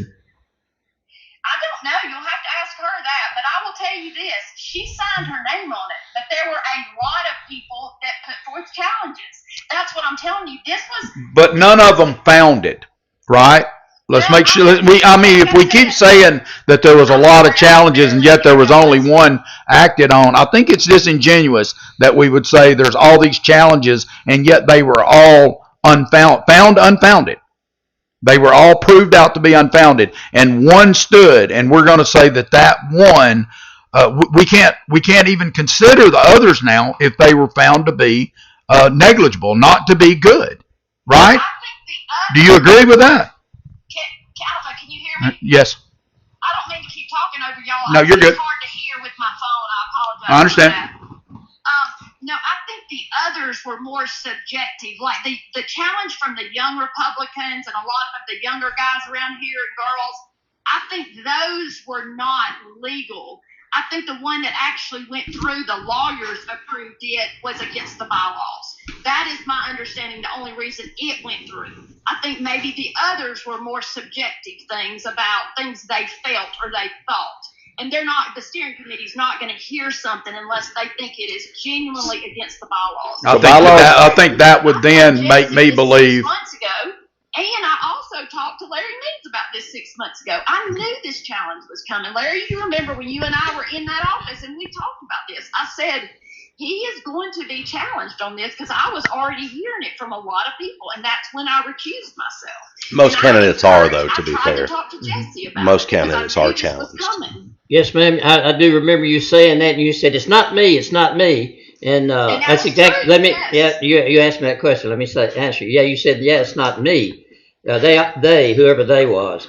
I don't know whoever they are. But again, I go back to a lady from Jefferson County who wouldn't know me, wouldn't know anybody in here probably. Challenge, and she's your good friend. I keep hearing, not just. Wait a minute. Let me finish. And Commissioner Grant said the right thing. He was good enough to be as a Democrat to help her. That doesn't make sense to me. If you're going to, nobody's a Democrat Republican to me. I mean, I'm for Jesse Bowser because of who he is, how hard he's worked. I thought I could work hard. I can't hold a candle to him. And I was never made any secret. Of course, I can do that because I'm the oldest guy in the room, and no comments again. But I am the oldest guy in the room. You did tell me that, but you didn't say anything about who or anything about that. And you did at that time tell me, I don't know if you remember this, Jesse just needs to run for something. And I asked you what you ran for, and you said the school board. I said, no, you were appointed to that. Do you remember that part? The school board? Yeah, I mean the library board. Excuse me, library board. You Yes, said to me when you came in my office, I told you Yes. right off the bat, I'm a friend with Jesse Battles and his family for a long time. And Yes. and then you start let me finish. Then you started on him. He needs to run for something. He's a good kid and everything like that. And I said, what have you run for? And you said the library board. I said, no, that you were appointed to that. So I don't need to get into that. We just disagreed on that part. I don't care how old he is. I've seen him. He has put me in the shade and all of us up. And I got my phone ringing again. I thought I had Turn it up, y'all. Listen, Tanya, we know this was not you that picked this ringtone. Anyway, Daddy. yeah, I just no use denying that. You did say that to me in my office. That's true. Can I answer that? Sure. Yes, ma'am. Okay, so I did run. I ran for secretary of the Etowah County Republican Party and won. I ran for vice chair of the Etowah County Republican Party. I ran for state executive committee. So I have ran for all those things. And that's what I was saying. Why doesn't Jesse run for something in the Republican Party? Then he would have input into the steering committee. That was my point. Exactly that. But why can he not just run for this? Why does it have to start somewhere? What are we looking at here? Am I missing something? Why can he not start? Why can he not start at Senate? Why does he have to start somewhere else? She's just saying. She's just Because saying. I came in, I didn't miss Well, it. she's just saying inject yourself into the party and be more I part of see. the party. Okay. And then once Okay. you're Well, that makes established sense. inside the party, Makes sense. you ain't got to run for one thing or another.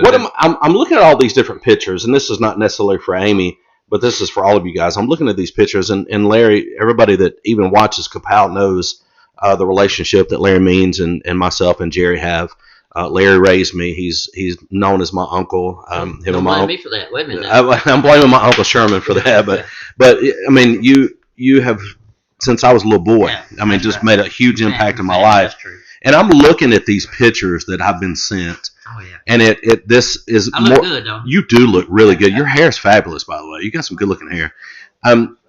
To prove that Jesse Battles is a Democrat, and they're putting, because I know you, right? Right. And I know the old school Democrats. I'm talking to Mayor Means right now.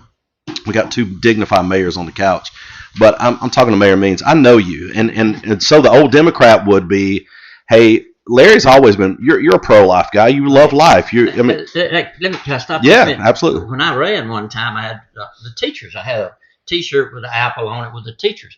Every teacher in Etowah High School took a picture. I mean, wanted a T-shirt, but one. This one lady went to church with me. No, she didn't go to church with me. I did know her, but at one time. And she told one of the ladies, she said, he doesn't feel like I do about abortion. I said, this lady's never asked me. She don't know you, right? And so you're right about that. Yeah. Well, that's and I'm saying this to make a point. They're putting these pictures out there, and we see them all over social media. Larry Means with Jesse Battles. Larry Means with Jesse Battles. Well, that's a good thing to me. Larry Means loves the Lord. He loves Jesus. That's right. He loves his family. He loves church. He loved his beautiful bride, and he loves life. And I don't know how that's an indictment. I mean, getting your picture made with somebody. I got my picture made with a lot of people in my life. A lot of people. I did not get my picture. Jamie Grant is off screen. Shut your mouth, Jamie. I got my picture made with Ronald Reagan. I got my picture made with George W. Bush. I got my picture made with George Herbert Bush. And I don't like any of the Bushes. None of them. But just because I got my picture made with somebody does not put an indictment on me that I agree with them. If somebody called me to the White House or Jerry and said, hey, guys, we want you to come to the White House and get your picture made with Barack Obama, I'm going. I'm going to go get my picture made with Barack Obama, even though I don't agree with him, because he was the president of the United States. I mean, how is that an indictment? Jerry White, talk about that. Well, I don't know. I think it is. Giving you guys a break. I think it is what people say it is, right? Perception is their reality. It's reality. He's in this picture, so he's this. And we all know that that's not the case. And I'm not saying that. Thanks, James, for stopping in. and I'm not saying that that's what she's saying. No, I don't believe that either. Because Amy, I'm going to say this. I can't remember if you told me not to say it or not. You're not happy with this decision. You wanted Jesse on the ballot. Correct. Let me say something. I haven't talked to Jesse about this, but I think maybe he did tell me. I think they used it at his wife, Melissa, one of the sweetest people around, hired by Mayor Ford. They held that against him, and then now she works for Katie Britt, probably the most strongest senator around now. I mean, how does that? I mean, she went to work for Mayor Ford, who was a good friend, had a job, and then she goes to. And now they call me again. I'm sorry, I thought it's Craig saying, "Shut up." I don't know how to cut it off. I don't know how to cut it off. I guess, but anyway. And Mayor Ford, great friend of mine. Me and him don't even talk about politics as far as well, because you don't agree. Sorry. Because you don't agree. You don't agree on some of the politics. That's why y'all don't talk about it. I didn't say that. Can I say something now? Yes, ma'am. Okay, so again, what I was saying was I wasn't involved with the challenge. I don't know. The only thing I know was that Jesse's lawyer was there, and evidently the steering committee, whether we like the process or not, that is the process. And evidently they found cause to not keep him on, even with Jesse's lawyer there. So I don't know. We'll have to find out from them, but I don't know. But that was decided between his lawyer and the steering committee, which is the process, no matter if we like it or not. And that's why I said 6 months ago, me and several other people told Jesse this was going to be hard for him. We said, are you sure you don't want to wait a few years to run? Because this is going to be a problem when it comes up for the challenge. Now, to be honest with you, I wish it was a rule that you couldn't start putting out signs until this challenge portion's over, because I've seen it hurt so many people. I don't like the process. I don't think it's good for any of us. So I agree. Let's change it. I invite everybody to come to the Republican meeting next month on Monday night. Join up with us and let's change the system. I'm all for that. Amy, I appreciate what you said about the fact that you believe that this should be a head-to-head race with Jesse and you and Andrew, and I think I would just encourage you to call upon that steering committee to reconvene and give this kid a chance to. I'm sorry, I call him kid. This young man a chance to go out there and represent the people that obviously are very involved and feel like they're negatively impacted by the fact that Jesse's not going to get to run. And I would encourage you to do that. And I wished you would. And I'll do the same with Andrew. I'll ask him if he would do that and give us back our vote and our choice to be able to. We love to talk about our ability to exercise our freedom, but it's almost like that's been taken away. And I think that's why there's such a visceral reaction to what's going on here. Well, let me ask you this again. When 6 months ago we told Jesse this was going to be a problem, do you think it was wise for him to continue on when we knew this was going to happen? I think it's at that moment it may have been something he needed to consider. And let me say this: I told him it was going to be a hard road, and I believe, other than his family, I was the first person that Jesse actually spoke to about all of this, about the fact that he wanted to run, and that time had not determined which office he would run for. But I would say that, you know, that time versus now, and you're now a candidate for that job, it almost looks like there might have been a predetermination of your route. And in that, why would, and don't take this the wrong way, Amy, why would he listen to you? If you had in some way an intent to run for the same office, I mean, I was vice chair of Etowah County Republican Party. I got you. was not running at the time. So this was brought up 6 months ago? Yes. To whose knowledge? Did you know it 6 months ago? Did you know it 6 months ago? No. Did you know it, Mayor? Yeah, Miss Amy did tell me that. Okay. You know, I didn't pay attention to that. I don't go to any kind of meetings. Because we knew it meetings, so I don't 2 know. weeks ago when we started getting texts, Jerry and I, from different people. That's the only time we heard about it. Well, everyone knew that like me, I'd heard the 6-year limit or whatever I it see. was. Okay, I got you. That makes sense. All right. And I knew he had worked for Mayor Ford, and that'd been 8 years ago. I thought it was clear. I mean, I think work's a but stretch. they used, like I said, and I That's a don't care. stretch. This is not about Larry Means. Yeah. They took those pictures of me, and I hated it. That hurt him. If that's what he used, I hated it. Hurt him. I've been around so long, it'd be hard not to say he had that picture of me. And you can't turn people down on a picture. I wouldn't turn anyone down that wanted a No, picture. if it were just a picture, I'm sure that would not be. Well, it was definitely used. I saw them. You saw. I have them. I have them. Somebody just sent them to me. But if you were I have going to use that picture, What I'm saying is, there are people very involved in the Etowah, Cherokee, and DeKalb Republican parties, okay? There have to be 400 people altogether. And a lot of those people knew this was going to happen. They know the bylaws. They know the challenge. They knew this was going to happen. And they told him at that time this was going to be a problem.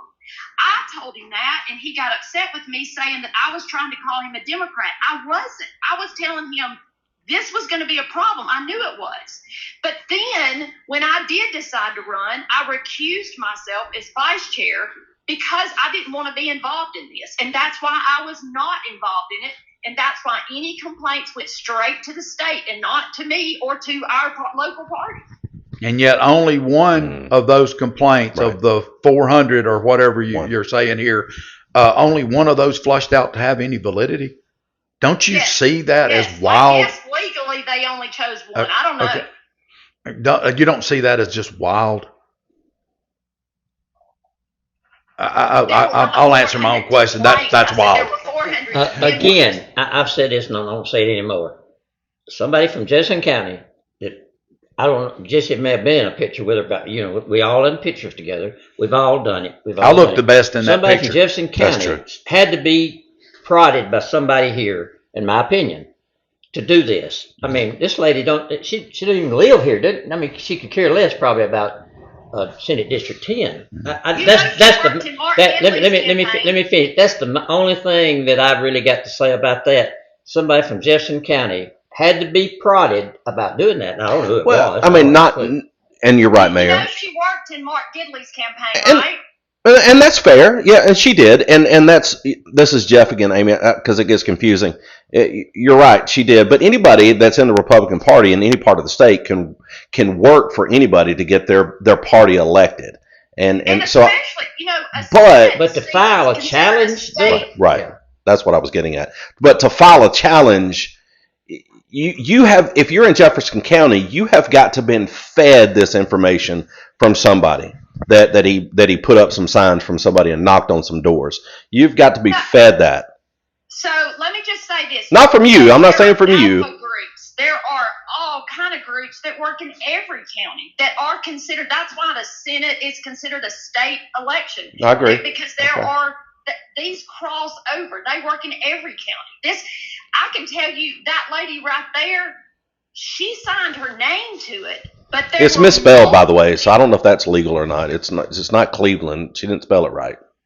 I don't think it's right. There were multiple of people that did the challenge. They just didn't sign the piece of paper. But that's what I keep saying. Yeah. There were many reasons. They were afraid of losing their job. They were afraid of losing contracts. There were different reasons. But they called in. They wrote in. This was not one person that did this challenge. Well, I can tell you this, Miss Amy Minton, you're the only one that the invitation was sent out to Senator Jones. He's in Montgomery, to call in, and you did call in, and we appreciate you calling in, taking questions, looking at the comments, and that goes big time in my book. At least you called in and talked and address some of the questions that are out there, and I appreciate that, Amy. That took some nerve. Yeah, I appreciate it. I want to go back to the mayor folk. I mean, Lord have mercy. I worked with his dad. I worked with him. Craig and I are close. We don't even talk about stuff like this. And to do that about Jesse, him and Craig were close. Like I said, he thought he was with Jonathan Ford. I saw him at First Friday, whatever it was, not too long ago. Is that wrong? Is that wrong to be? He grew up with him. I guess that's I've been in this. I mean, too you should long. choose I've your been in this friends too a little long. different. I've been in Let's this be too fair. long to do that. To let that stop me a friendship. That's not going to happen. I have never lost a friendship over a political thing. Thank you, Mayor Me Means. and you. Miss us. Yeah. Miss Amy, anything in closing? Again, thank you so much for taking time Yeah, to be with us. that's true. Anything you wanna close out with? Yes, I appreciate that. What I will say is I sincerely love every person that's commenting here and love y'all and appreciate y'all. I will, 4 months from now, when this primary is over, I'll see y'all at the grocery store and at local shopping and all the parades. And The football booth? This is just stepping into the public arena because I want to serve. But I appreciate all y'all. And this is not the steering committee and the bylaws and the process needs to be changed. But this is not about somebody. I greatly respect Jesse and his family. This is nothing personal. And I would encourage the Republican Party, the steering committee, I would encourage that to be changed. But we need all of y'all to get involved for us to change it. And so that's what I would say. I hope all the people on here show up and join the local Republican Party, and let's work to change it. All right, ladies and gentlemen, you heard it there. Thank you, Amy Minton. She is running for State Senate, seat 10 there. Thank you, Amy Minton, and give your love to your family. Thank you. A lot of comments blowing up here, Jerry. I mean, a lot of things that are happening. We've got a lot of folks fixing to call in. A lot of more guests. Hey. We're going to invite our friend back on in. He just came back in. He was Before we been do on the this, phone. I think Come on back in. I have come on back to read this. Mayor, come on in. We need you. Does Gil Ilswell have a job? He ain't got no job. Because I'm not sure he's No. spending time texting me. Somebody said ask his brother. He's just real good at it. Did not take him a lot of time. That's what it is. So Andrew did reach out to me last night. Yeah. So I want to make that perfectly clear because right is right and fair is fair. And he appreciated the offer to be here, but he said he's in session right now and he has meetings, so he couldn't be here. That anyone wanting to know his thoughts, he put a statement out on his Facebook page. And I would say this to Senator Jones, the same charge that I gave to Amy. I believe that the two other contestants here should go to that steering committee and make it a formal declaration to them, asking them if they would reconsider this based on just the amount of support and the fact that this could be seen as very punitive towards our party. And I say our party. I don't want to see that divisiveness become a part of our party. And it's just so wild that District 10, and Larry represented that for years. That's right. That all of a sudden our District 10 seems to be totally fragmented because of the fact that we're letting somebody that is unlocated, not located in our area, make decisions for our electorate. I just don't feel good with that. Let me say this real quick, and just to address the Kapow audience, there are thousands that have been on that are watching right now. So just know that there are thousands. There's never been less than 203 on the live stream on Facebook. YouTube, who knows? It could go up to 1,000 and down to 14. But there's a lot of people watching. We appreciate you guys watching. We want to just kind of take a moment, a breather, and say thank you to our sponsors, the Etowah County Sheriff's Tip Line. Thank you, Sheriff Horton, for everything you do for Kapow. You've been with us since day one. Rick's Discount Drugs there in Attala. Our great friend, Scott Cornelius, we appreciate you, buddy. Etowah Used Cars, your councilman there, Dwayne Ball, is a sponsor. Fine. He's a lot better than Jeff Prince. Oh, wow. Wait a minute. He put business on the street. The cities are going at it. Prince needs a job too. I hear him on here all the time. He was on here for hours. It was a long show. Twin City Used Cars, thank you so much to our good friend over there. By the way, I saw car loaders unloading and unloading and Inventory, unloading. baby. Bobby's about inventory. Bobby Ledbetter's got the cars. If you need a car, you call Dwayne Ball, and if he ain't got it, go on down to Bobby Ledbetter. He can take care of you at Twin City Used Cars. Exchange Bank of Alabama. We love you guys. Thank you for always supporting everything we do. The Mayor Joe Taylor Show, Choice Fabricators there. You know who you guys are. You guys are killing it here in Rainbow City, and big things coming from Choice Fabricators. So, all right, we're resetting. there's so many things we've got to talk about. Jerry's got about 6 more guests that are trying to figure out how to get on this show at this time. They all I have was just full riding time. down the road. I said, I refuse to let them guys take that. They got to have an old guy in there. We needed some ballots in here. Oh my goodness! Well, when you saw Jamie Grant come in and Jerry's hair, you thought, I need to bring my wig into this. You got to thing. watch your Grant. He'll come in and he's He'll fly scoot out. in. He saw us. He was sitting up there, all the way up there on the hill, and he said, I'm going to go down there and hang out. Exactly So what he he did. put that Phantom in the wind, came on down here. There's so many comments, and we do appreciate you guys commenting. All right, Jerry, you've got a moment to reset, catch your breath for a minute, just kind of bring us back into to this segment here. Well, again, we certainly appreciate Amy calling and voicing. A lot of people wouldn't have done that. Right. You were standing off camera. You were anything you want to He was rebuttal fielding or talk calls. to. Anything you want to say? Yeah, I'm not really here to debate Amy, but I will say this. The Republican Party sent me the challenge, and it had one person's name on it, and that person lived in Jefferson County. There's nothing that I know of that you have to have so many signatures or so many of this or so many of that to be challenged.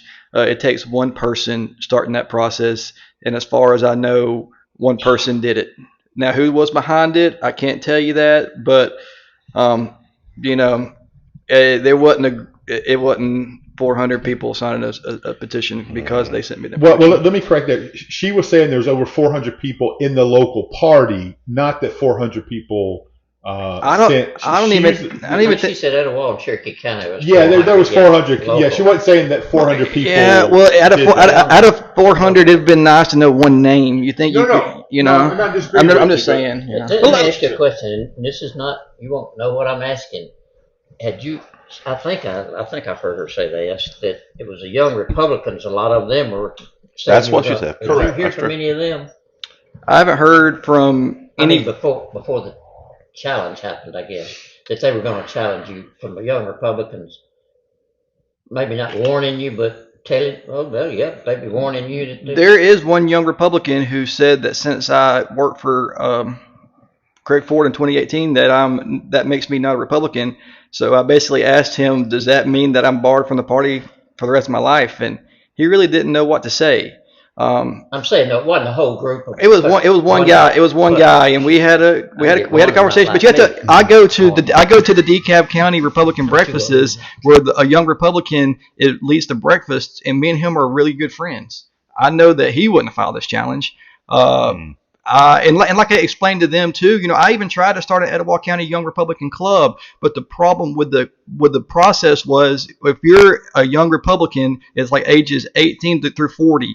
We're all in different walks of life. If you have kids, you don't want to meet on Thursday night at Blackstone and have a beer. So we try to do it in the mornings. And so since we couldn't come to a consensus on when to have Etowah County Young Republican Club, I was like, let's just put our energy into growing the breakfast because why is a cutoff 40 anyways? You know what I mean? Like we're all in the same boat. Like when I go to Johnson's and I'm buying my groceries, there ain't a 40-year-old section and a 40 and over section and a woman's section.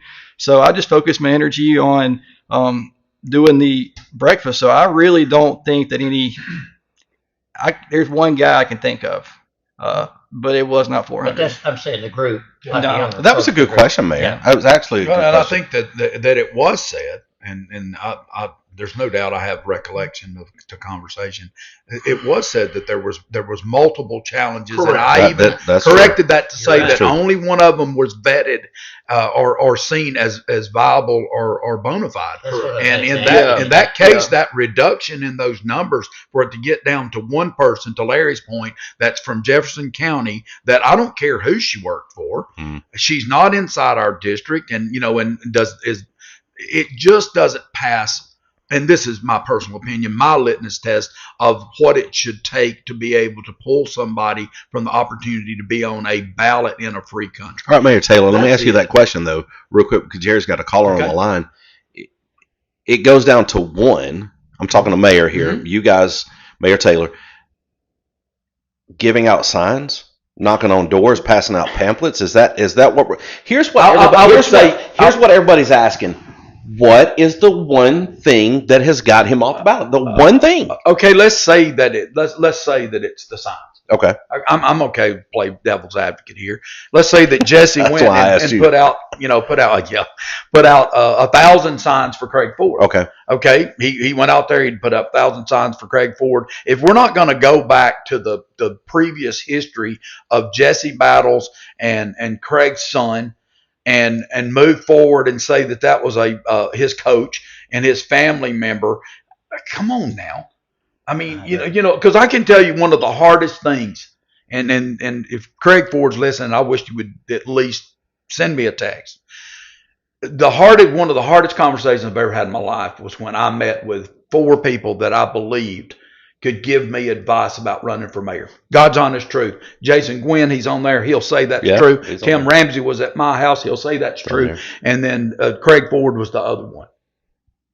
The last thing that I told Craig is Craig said, "Hey, Joe, how can I help you?" I said, "Stay out of my campaign." Now listen, you know why? Sure. Because of why we're sitting here right now. And it wasn't because he wasn't my friend. I tell you, he proved that he was at the time. Yeah. No doubt. Because he did what I asked him to do.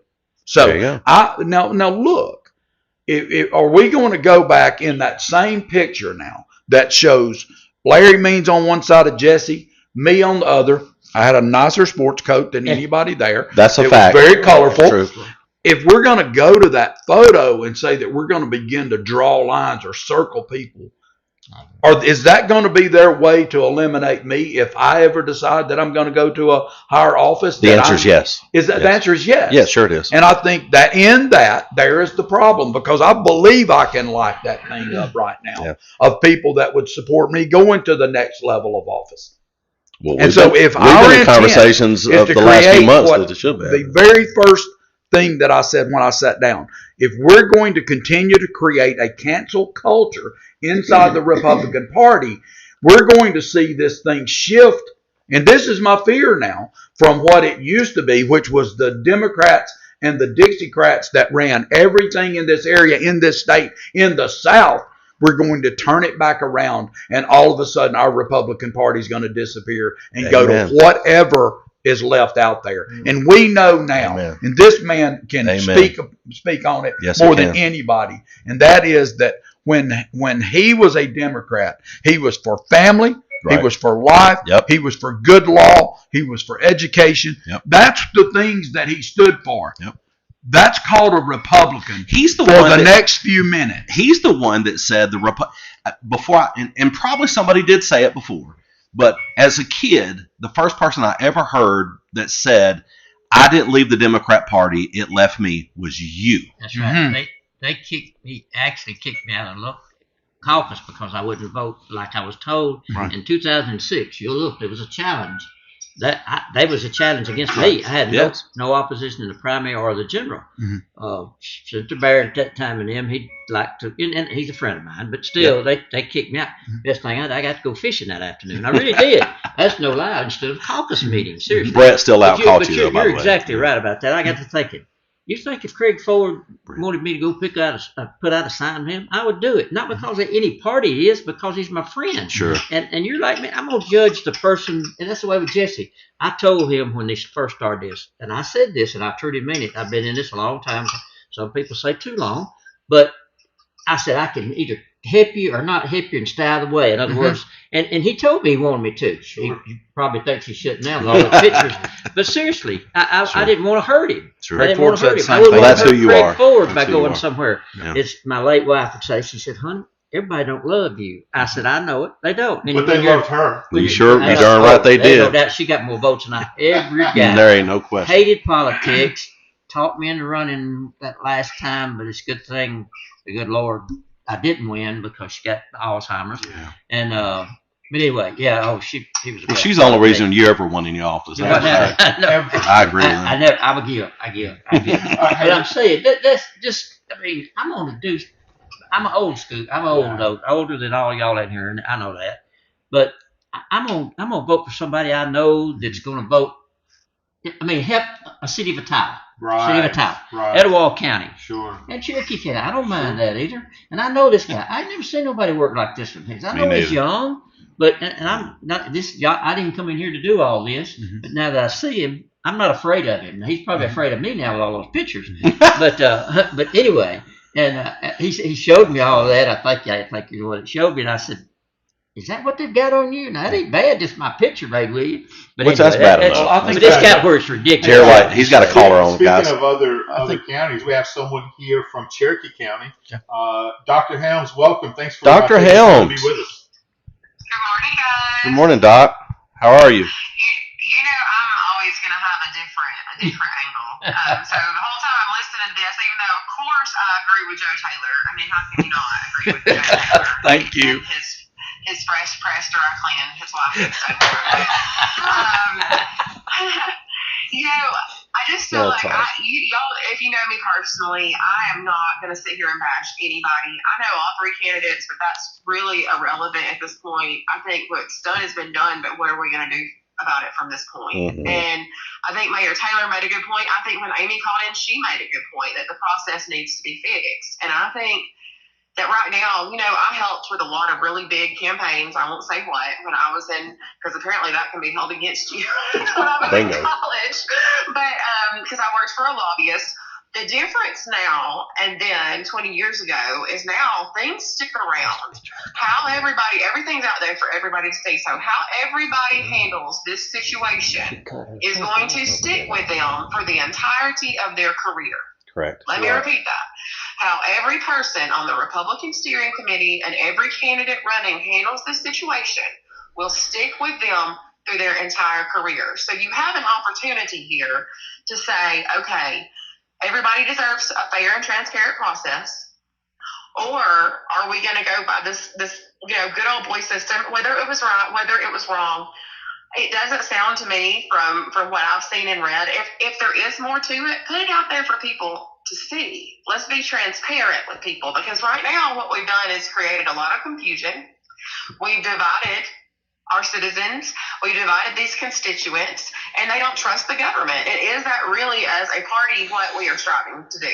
You know, is it what we're striving to do? So the candidates running now, the Republican steering committee, they have an incredible opportunity to say, okay, we're going to revisit this, and we're going to have our name put down as being just and fair. And you know that takes a lot of courage, because a lot of times that will cost you. Well, I You think know, didn't the Lord isn't that what He calls us to do? that's You know, right. I think isn't you're that what He making a calls us to great do? point. Is to walk in courage and be moral and have moral clarity. And, you know, our leadership is always going to be measured by our integrity and our moral clarity and not our strategy. That's really important to remember. Okay? I know politics are all about strategy, but at this point, we're not talking about politics. We're talking about people. And we're talking about the trust of people. And right now, the people have lost their trust. And if you don't believe me, get on any social media and look. Well, Thousands and thousands of comments. So, you know, the steering committee and both candidates running, they have an awesome opportunity right now to say, okay, this is who I am. This is what I stand for. I believe in my people. I believe in my people's right to choose. And so I'm going to say, let's all run together on a ballot. Let's let the people choose, because I trust my constituents enough to know that they can make a sound decision. I'm not going to take that from them. And if they do make the decision to do that, they will go down as people who live with integrity and fairness. They'll strengthen trust in our system. You know, I mean, we've got to think about that. An election should be here to serve the people. It's not a procedural advantage. It's here to serve the people. That is why you run to be elected for any office, is to serve your people. So show us that you're going to serve us. Show us that you're going to be fair. Show us that we can trust you. So, Dr. Helms, and that's why you're Dr. Helms, by the way, because you just literally tore it up. That was awesome. But should not the people get the opportunity? Well, I think what she's saying is no doubt spot on. But there's a portion of this thing that we're going to see, and we should feel it right now. It's absolutely palpable in this situation, and that is that, you know, strength and change comes out of Well, Yes. it comes out of civil discord, Doc. Yes. You know, and this is civil discord. This is a time when we're civilly discussing what has to happen here, which is change. Whether that change comes immediate, which I believe should happen if the other two candidates would petition to this steering committee and say we would like to see something done here. We believe that this has been done wrong, that this is unfair, and in that case we could change it now. If not, I'm with you. There's no doubt that in the future we have to change this through seeing and feeling this civil discord that's going about right now, and it is here. I agree. I think there's a huge opportunity here for people who are running and leaders to step up and say, okay, look, maybe we got this wrong, and we're going to be fair. That's right. And we're going to give fairness to the people. And you know what? If you give fairness to the people, everybody votes. Whoever wins, wins. They'll never forget it. That's right. They'll never forget that you were that person that corrected your faults. You know, that there's a lot to be said about walking back, and the people in this room will tell you we've made decisions and had to turn back around and say, wrong decision. I did the wrong thing. I said the wrong thing. I said it the wrong way. Me and this one right here have done that over and over again. Never done that. That's ridiculous. He should. Maybe once. That's an One indictment. time. Oh, just one time. Just one. And, But- this is coming from a Cherokee County Methodist. She is one. She certainly is. And a great 8th grade teacher. Oh my gosh, yeah. Oh, thank you. She teach you in 8th grade? Yeah. I know Well, that's why all you three can't speak candidates. well. I mean, I have fondness for all three candidates. It's not about, to me, it's not about so much one candidate or the other. It's right and wrong, and there's no gray area here. There's absolutely no gray That's true. area. When you choose parties over fairness and truth and justice, then you have taken away everything that our democracy is built on. You can never allow politics over people. You There can you never go. allow And that. that's exactly right. That's it, right. Exactly right. You know, and to hear phrases like, and I absolutely love Gil, so I'm not holding that committee because that didn't come from him. It came, he's just repeating, but not Republican enough or not Democrat enough. I want somebody who's for the people enough. I want somebody that's for my rights enough, who's going to stand up for me, who's going to do what's right. You know, on my own dad's tombstone, we put Micah 6:8, which is act justly, love mercy, and walk humbly, because that's how he lived his life. Amen. And to me, that's how we should all live our lives. You know, just act justly, love mercy, and walk humbly. And if you do those things, you'll make the right choices. They may not always benefit you, but you'll make the right choices. And I think in this case, I mean, you know, I'm just one person, but to me, I see an opportunity. I see an opportunity for the steering committee and the two candidates running to really step up and say, look, we're people of integrity. Put it back on the ballot. Let's right the wrong. That's right. There you go. I mean, I see that as an opportunity for everybody involved to show, look, this is who we are. Because I'm not going to sit and talk bad about anybody running. I'm not going to sit and talk bad about anybody running for public service. I'm just saying that there's an awesome opportunity presented here to step up and say, hey, I'm going to act justly. I'm going to walk humbly, and I'm going to show mercy, and I'm going to live the way that God intended us to live. And if, you know, the Republican Party is, we say that we're built on being conservative and on Christian values. So what says it more than that? That's right. Well, ladies and gentlemen, So thank you. This is just a former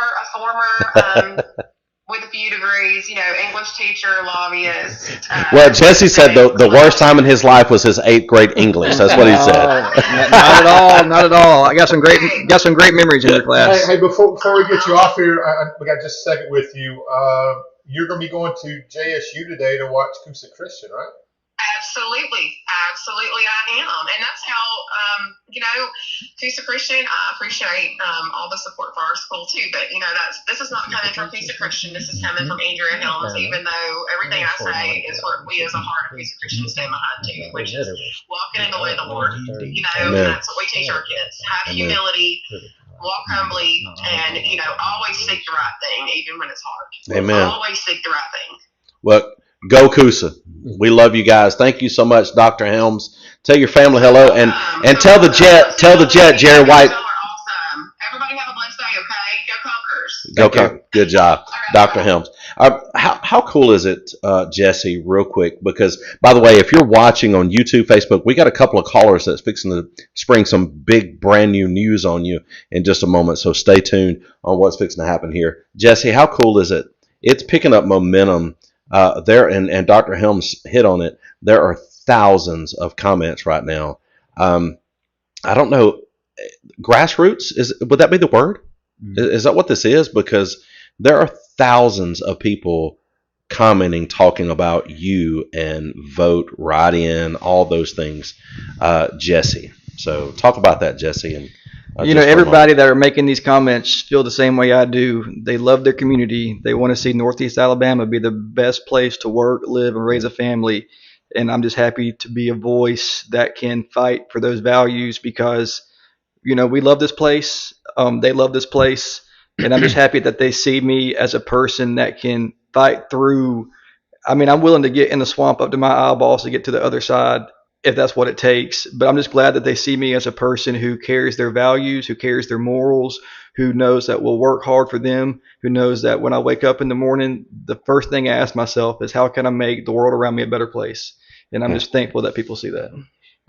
I would say, of course, I'm sure you already have. Go home and pray about this. And of course, you got to talk to Melissa. A lot of people, I've never seen a ground. I've been around a long time. Again, I keep saying that, but I've never seen a ground squirrel like this. They say things happen for a reason. Maybe it's happened for a reason because I've seen people, and I don't do much Facebook, and I don't know a lot of people. Like the world's changed, people moved and everything. I've never seen so many people in support of you.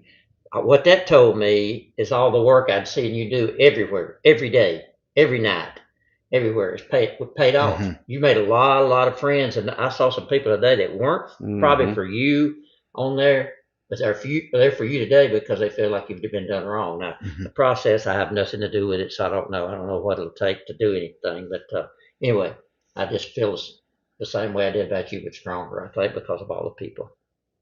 I mean, this is our home, and we're fighting for our home, and I think that's a beautiful thing.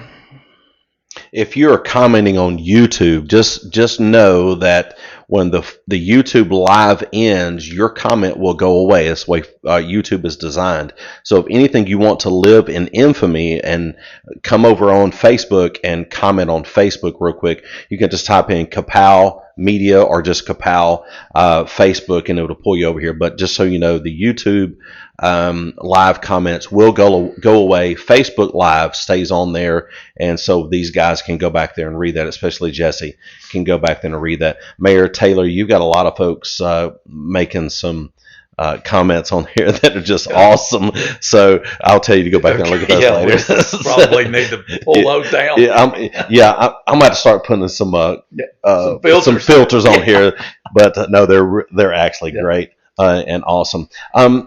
Somebody just said on here, as Jerry's lining up our next call, he's doing that right now. Mayor Means, if you want to grab your microphone again, and I don't know if this, because everybody gets confused when you look at Walmart, Old Mexico, all of those, they think, was that Atala or is that Gadsden? Somebody just said Old Mexico is closing. Is that true? It is true. They announced that. It is, but I know the next step for them. They're about to be, that's Gadsden. A lot of people think it's Atala. But it's Gadsden. Get it away from Mayor Ford, but I don't believe that's going to happen. Emergency annex. It happened a long time ago, but I can't announce it yet. But they're about to be somewhere else. It's going to be in Atala. So we're going. Oh, it is going to be in Atala. See, there you go, and it's Atala folks commenting. So I hope you'll I be don't okay. get in trouble from the people that own it. Nobody's watching anyway. Don't even worry about it. Yeah, they are. There are more than 20,000 people watching. Nobody's watching it. That's don't even cat's worry. Out of the bag. Well, good. Let me say this. I'm sitting here, and Joe, we've all worked together and stuff.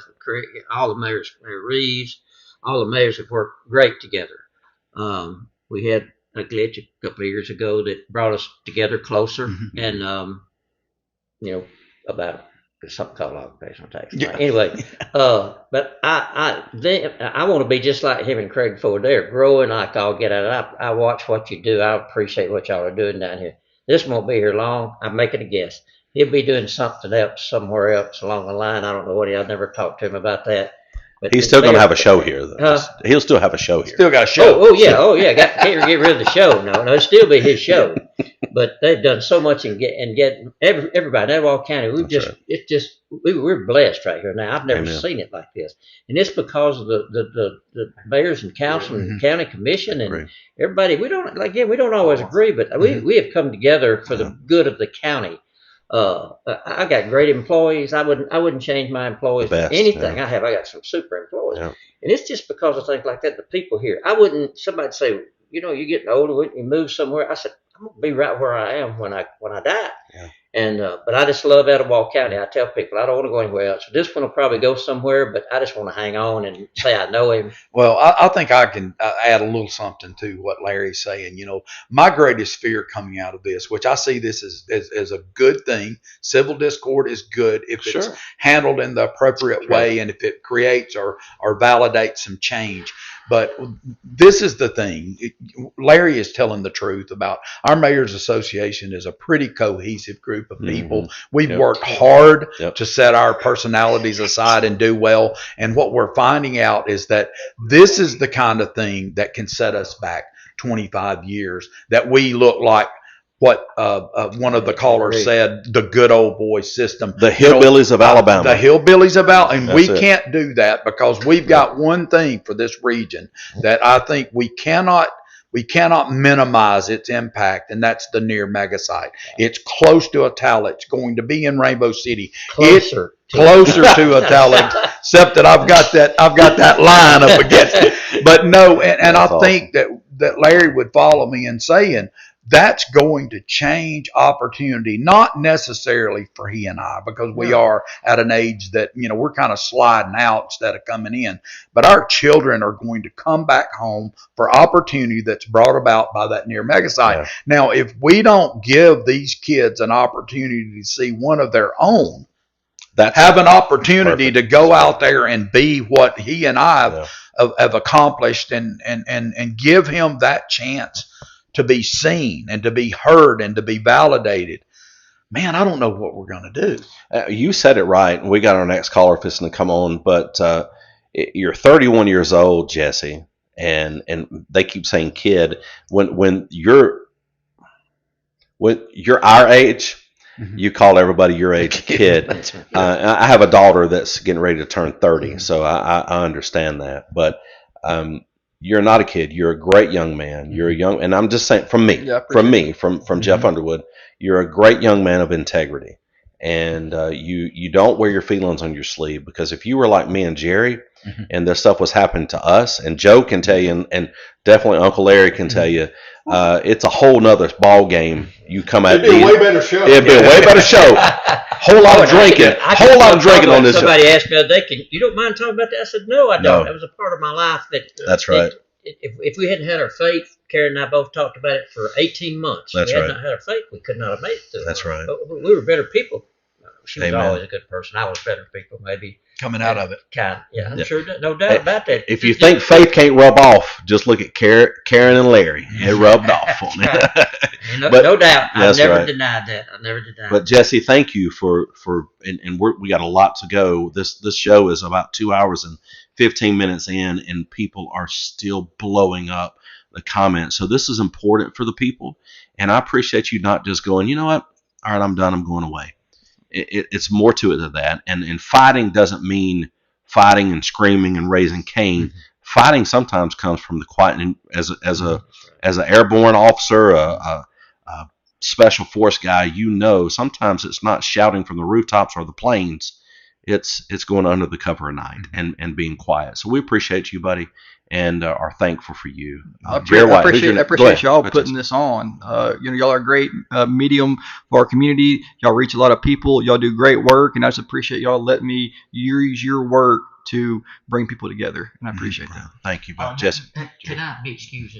You sure can. I want to say I appreciate what y'all do too. This has made y'all popular. Besides him popular, I mean, you just Jerry's always been popular. Hanging out. You're just hanging out. We just want to hang on. But thank y'all for having us here. I actually was in Gadsden. I said, I'm going all over to Rainbow City. That's right. You're welcome down here. The traffic down there, I can't hardly that's get a good sign. But you had them yellow hickeys sticking up there. Yeah, anyway. if you got a problem with their traffic in Rainbow City, just call Mayor Taylor's office. Don't even worry about it. Who cares about Aldott? We love you, Uncle Larry. That's progress, people. That's right. Thank you, guys. Larry, that's Mayor. Larry means the legend, the man. With us now, business owner, someone that's really highly thought of in our area. I'm not sure why, Mr. Andrew Ford, welcome. Hey, I was going to tell you, Andrew, we're going to have to cancel our appointment today. Just so you know. This is not looking good. You can have it at the church, Andrew. Just come on down here. I'll tell you, Joe, that's kind of funny you mentioned that. I figured as long as this is gone and it's continuing to go on, that you may have a little bit to do after that. So we can push our 2 o'clock today, and we can do it some other time. That sounds good. I appreciate you. I appreciate the time, guys. Jesse said it in the comments earlier. It's a long road ahead, man. But I think by the thousands of comments that I truly am seeing on my screen right now, and the hundreds of people that are still a couple of hours in watching this live, that you have a bright future ahead. And so, which makes my question, honestly, I think, I'm not going to say more important, but definitely something to think about. And I was curious if you and any of the attorneys that you have spoken to, or anything have discussed this, because in my opinion, from the outside looking in, this frankly is a First Amendment issue. And I mean, the First Amendment literally gives you, the right for, free speech, free press, but also, to petition the government, for redress of grievances and all sorts of things. I mean, because what they truly are doing is attacking you for your First Amendment rights. And I mean, especially when you originally worked for Craig Ford when he was an independent, not even a Democrat. At the end of the day, I get that the select committee, is able to look at things and make judgment, right? But just because they're allowed to do that doesn't mean that judgment is accurate. What I think could be done is a TRO, a temporary restraining order, possibly, of that filing to allow you to stay on the ballot, and at least, give some basis of, hey, you're penalizing me for First Amendment stuff that is way, 8 years ago at this point, and that could possibly be the beginning of I don't know, maybe even some really systemic change that could give precedent to other people in your position down the line, because I've seen many of these style instances, over the years, but obviously yours is a little special to mine, but I think you have a very serious case here of being able to show that, hey, not only am I supposed to be here by fact, but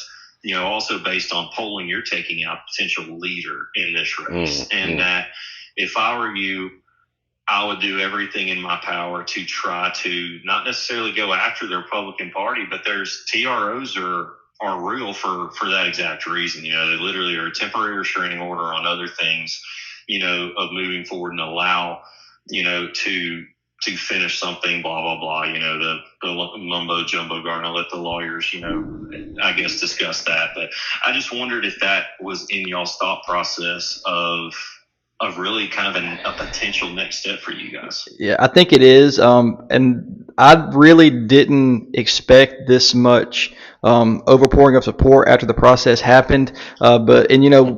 When I'm seeing kind of everything, I told when I pulled in here today, the first thing I'm going to do when I get out of here is call my attorney and exhaust all options, because the people deserve to have those options exhausted. So that's the next step. Once I get up out of this chair and get in my truck, I'm going to call my attorney and see what we need to do about getting this process started. Because I think in most cases, people go before the committee and then things kind of fizzle out and nothing ever comes about it because there's not this kind of momentum behind it, and there's usually probably reasons for them to get kicked off. And you can make an argument with the bylaws that they can do this, that, or the other, but I think it is important that we make sure that if the bare minimum, that we make sure that people know that people are watching, that people are paying attention, that people care, and make sure that we, like you said, start setting a precedent moving forward that people aren't going to just take behind closed doors backroom deals when it comes to their legislative process, especially when the people that are doing the process have tried and going about doing it the right way. Am I a perfect man? I'm not. I'm not going to sit here and say every decision that I've made in life is perfect, but I can tell you this: I've learned from every imperfect decision,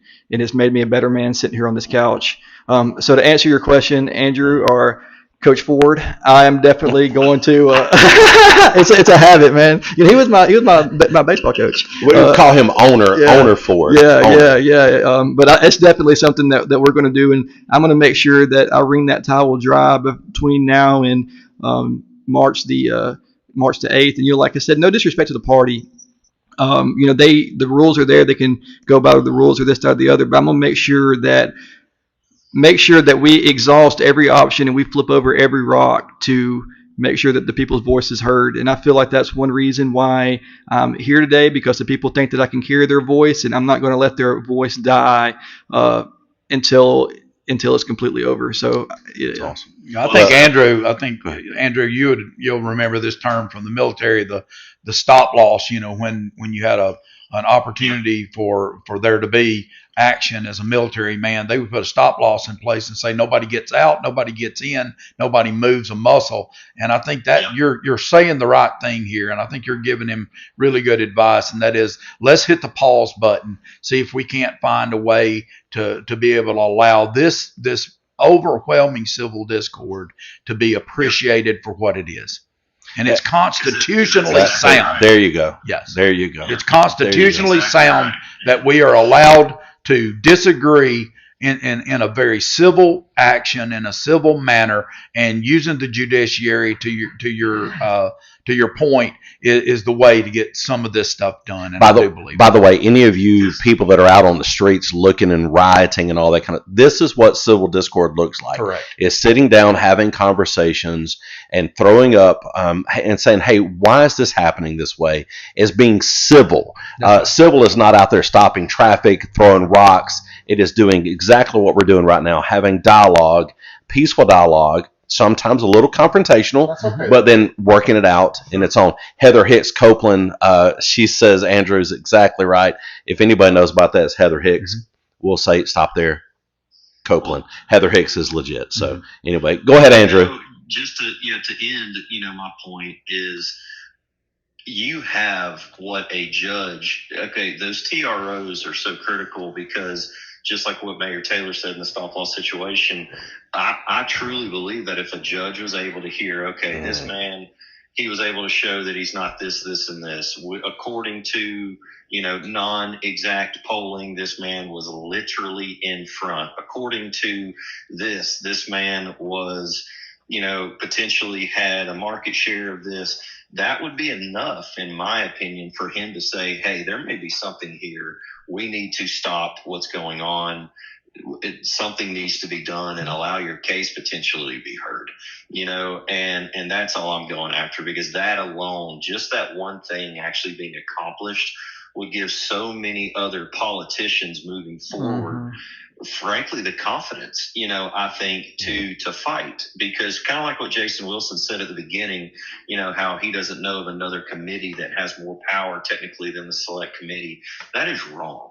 And I'm not saying what Jason is saying is wrong. I'm saying the fact that they have that is wrong. Yeah, my greatest fear, Andrew, is that we're going to run these young men and women off from engaging. What I'm saying is that, we've got to have more Jessies, not just Jesse. That's right. We need to have other Jessies in the party that want to step up, want to lead.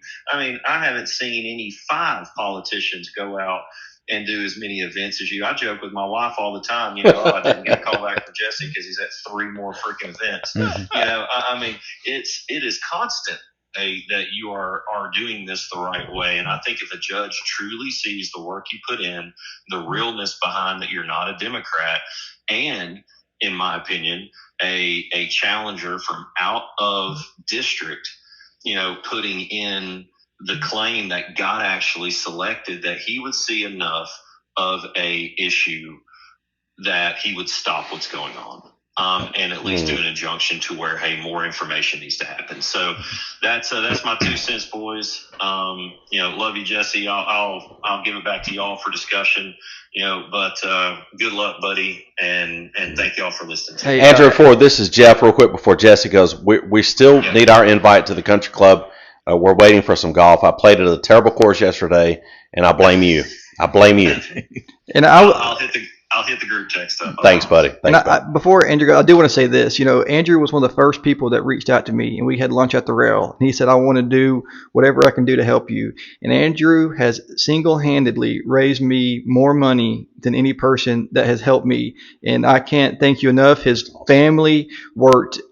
They donated money and time and resources and energy and equity for months and months and months and helped us do a great event. And I cannot thank you enough. Well, it was my pleasure, buddy. I'm absolutely going to support people like you that continue to do the right thing and continue to work hard and kind of lead from the front. And it just breaks my heart that people that don't have a clue really who you are able to make the decision on if we're allowed to vote for you in our district. And to me, that is wrong. So. The steering committee sounds a lot like the same power the Alabama High School Athletic Association has. Easy. Careful. Don't get on our next show. Oh, okay. Just easy on that. Thank you, Anthony. Thanks, Andrew. All right, so Danny Starnes says, question. If everyone blames Amy, this is not for you, Jesse, who wins? Andrew, that question needs to be asked. Well, I think that's what I've said from the very beginning. I believe that the true test of genuine politics right now, and I'm talking about in the sense of good politics, I believe there are good politics, would be for those two candidates to come forward and say, give this guy his fair shake. I believe that, if you're talking about the ability to hit the pause button, that's a great way to turn this thing back around. Yeah. And, and whomever you're going to support, I think that what you're finding out right now is that through, I don't want to belabor the point, but through civil discord, we have to find a way to reset here. Yeah. And I had somebody just send a good friend sent me this. It said Ronald Reagan, Jim Folsom Jr., James Hayes, Richard Shelby, Parker Griffith, John Buchanan, Chuck Penry, Stephen French, Donald Trump all have one thing in common: they switch parties. That's right. Now we can say about this guy, this kid, he didn't switch parties. Nope. He's been in the same one the whole time. So in this case, as much as that application should be heard and that text should be heard, the truth is, man, let's be fair to the guy. How do we get to label a kid a young man that was just helping a friend? Because in that same amount of time, there were others that wouldn't know how to be a friend. Yeah. And I think that's one of the things that Jesse Battles is teaching is that ability to stretch your arm across the aisle and find some common ground. Good grief. Why is it we don't want that? How do we know that he wasn't helping the Republican Party by putting Craig Fords in the bad spots or writing "Don't vote Craig Ford"? We don't know those things. I think he probably did that. Yeah, exactly. Hey, so with us right now, kind of someone outside the political realm, but someone we all love. Joining us is going to be Mr. Saxey himself. Oh, Kevin Moore. Welcome, Kevin. Well, you said you loved me, but you hung up on me earlier. So what's up with that? He's trying to give you a point. That's because Andrew Ford called. I know. I'm just giving you a hard time. So, hello everybody. I did have a couple questions, but they got answered. I was looking at the comments, and thank you, Loud Blue. I had a question I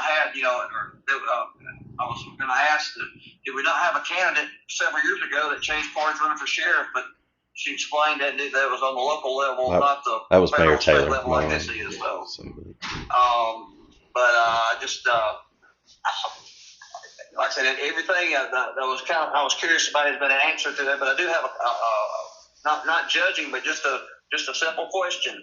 I'm trying to use, and Jeff, I'm not trying to tear up the Bible here because I can't quote scripture worth of anything, but this, I just got a question. Is there scripture in the Bible about not being truthful, being honest? As a matter of fact, there is. Thing filled with it. Matter of fact, the Bible says that hell is filled with liars. That's so you're right, Kevin. Yeah, it's filled with it. And I think it's kind of ironic that all three candidates go to the same church at the moment. So, and by the way, hello Jesse. Hope you're doing well. What's up? I got some big guns in here today, Kevin. What's up? Jesse, you've done a great job taking the high road. Because you probably handle this a lot better than most people, including myself. But it's like my dad used to tell me: if you tell one lie, you have to tell two to cover up the first one, and tell four to cover up the previous three. Well, the thing about it is, I sit here in this chair knowing who I am and comfortable in my own skin, and I just appreciate your support, and I always enjoy talking to you at church, and always, they say I'm a hard worker. You're just working hard because every time I show up at an event, you're playing, man. So you grind too, dude. Yeah, just and one last thing, and I want to commend Mayor Taylor by bringing up something that the other two candidates could go forward, can come forward in the request. Well, if they don't, what does that say about them? That's called uncomfortable silence. So, Thank you, Kevin. Sorry. yeah, see you guys. See, buddy. Which is always what we experience when Kevin Moore is on the phone. Yeah, So wait a minute. Hold on a minute. Meadowbrook. Jamie. It's a problem, Randy. Yep. Randy, it's a problem. Randy pulling everybody. Randy, he's supposed to be on my show, by the way. Ellie and I do this podcast kind of off the cut. Yeah. It's just it don't make any money, but we do this podcast. And Randy, it's time we talk, buddy. It's time we talk. Randy's actually sent me a text the other day and said, "Hey, let's go to lunch. And by the way, can you widen my road?" Actually, he said it in the reverse, but it's funny. He texted me and said, let me see when I can get a time, but congratulations on all the success with Kapow and your podcast, and just ghosted me. Then I saw him at the Mexican restaurant. Okay, did you get him? Nope. Man, you I should left have. my bill to him though. There you go. How big was the picture he was I just walked out. Oh, that was his deacon. His deacon had that. Randy didn't drink anything. That was his deacon. Y'all were at I LTAP too, right? appreciate Randy. No, we were at Baja, California. Okay. Yep. It was that deacon. I forgive you, man. There you go. I appreciate Randy. He's a great teacher. He really is. I tell people all the time, I'm kind of past all the preachers and stuff. I'm at that age where I'm kind of slide out of here and not come in. And Randy is a great Bible teacher and scholar, and I appreciate that so much. He really is. He's not in for impression. He's long past that, and of course he still looks good though. Oh yeah, he's slim, man. He's slim. And he eats that fish and he does all that stuff. And then when I've gone to lunch with him before, and he orders that salmon or whatever down at Cape Side. And I'm sitting there with these fried shrimp, and and he's shaming me. They get broccoli. Yes, of course. He's gonna get something that nobody can eat. Of man, course. don't bring that up in here. Freaking broccoli. Let's get some fries up in here. I mean, I like broccoli, but Yeah. put some cheese on this stuff, Randy. Cheese on it. Put some cheese on it. That's next level. All right, Jerry White, what's up, buddy? No, hey, I'm just iPad ran down, phone's running down. Everything's I can't done. keep up with the comments. We're done. I think that about rounds it up. By the way, again, if you're on YouTube, the hundreds and hundreds of comments on YouTube, put them over on Facebook so they'll live in infamy. Please. It looks like we've only got 600 or 700 on Facebook. There are thousands. Put the YouTube over there because these guys need to see them. They need, Joe goes back. Especially if you're bad mouthing me. I'm going to need to come get you. He's going to read it. Yeah, you better know. I need those late night Joe Taylor texts. That's what I need. Do not, for the love of God, do not make a smart aleck comment on Facebook and not expect Joe to come back out. Oh, it's I'm getting coming. you. I'm going to get you, buddy. It's And coming. I'm here for it. Me too. I pour something in my cup. I'm sipping. See what Joe's having to You're not even pouring in the cup. We don't even worry Okay. about Rachel will sit across the room from me, and I'll be over there. And she'll go, "What are you doing? What are you doing?" Especially if it's late at night. She knows I'm getting somebody. We talked about crying last I'm gonna night. square some people You said, away. "Oh shoot." Awesome. Hey, Guys, thank y'all. Go ahead, Jerry. I'm Go ahead. going to let in with Yes. Mr. Man. Thank you so much for Absolutely. making the show so fun as always. But Jesse, thank you so much for wanting to come in, get the word out there, and the fight is far from over. For sure. And thank y'all for what y'all do. And I appreciate the invitation last night and just appreciate everything. But I want to reiterate to the people that supported me how much I appreciate it and how much it means to me. And, when I got that decision from the committee, it was very tough. But I knew when I saw all the support that wasn't the end. And sometimes in life, you don't see things fully, but I'm seeing things different today. And I'll see things different tomorrow. And I promise y'all there's going to be things come out of this that we could never imagine. Stick with it. Trust the process, however nasty that may be, and then we can change the process. But we got to we got to stick together, and I just appreciate all the support. Thank you, Well, brother. he's not a kid. No, Kids don't say that. no, kids don't. Well, one of say the greatest comments I saw was they said he's not even elected yet and already making changes. Boy, What how would about happen if he wasn't elected? How about that? Absolutely. How about Great that? comment. Hey, guys, thank you for joining for Kapow today. Stay close and stay clean. And Jerry and I will see you tomorrow. Watch who you take a picture with. Yeah. Wait a minute. Are we taking a group photo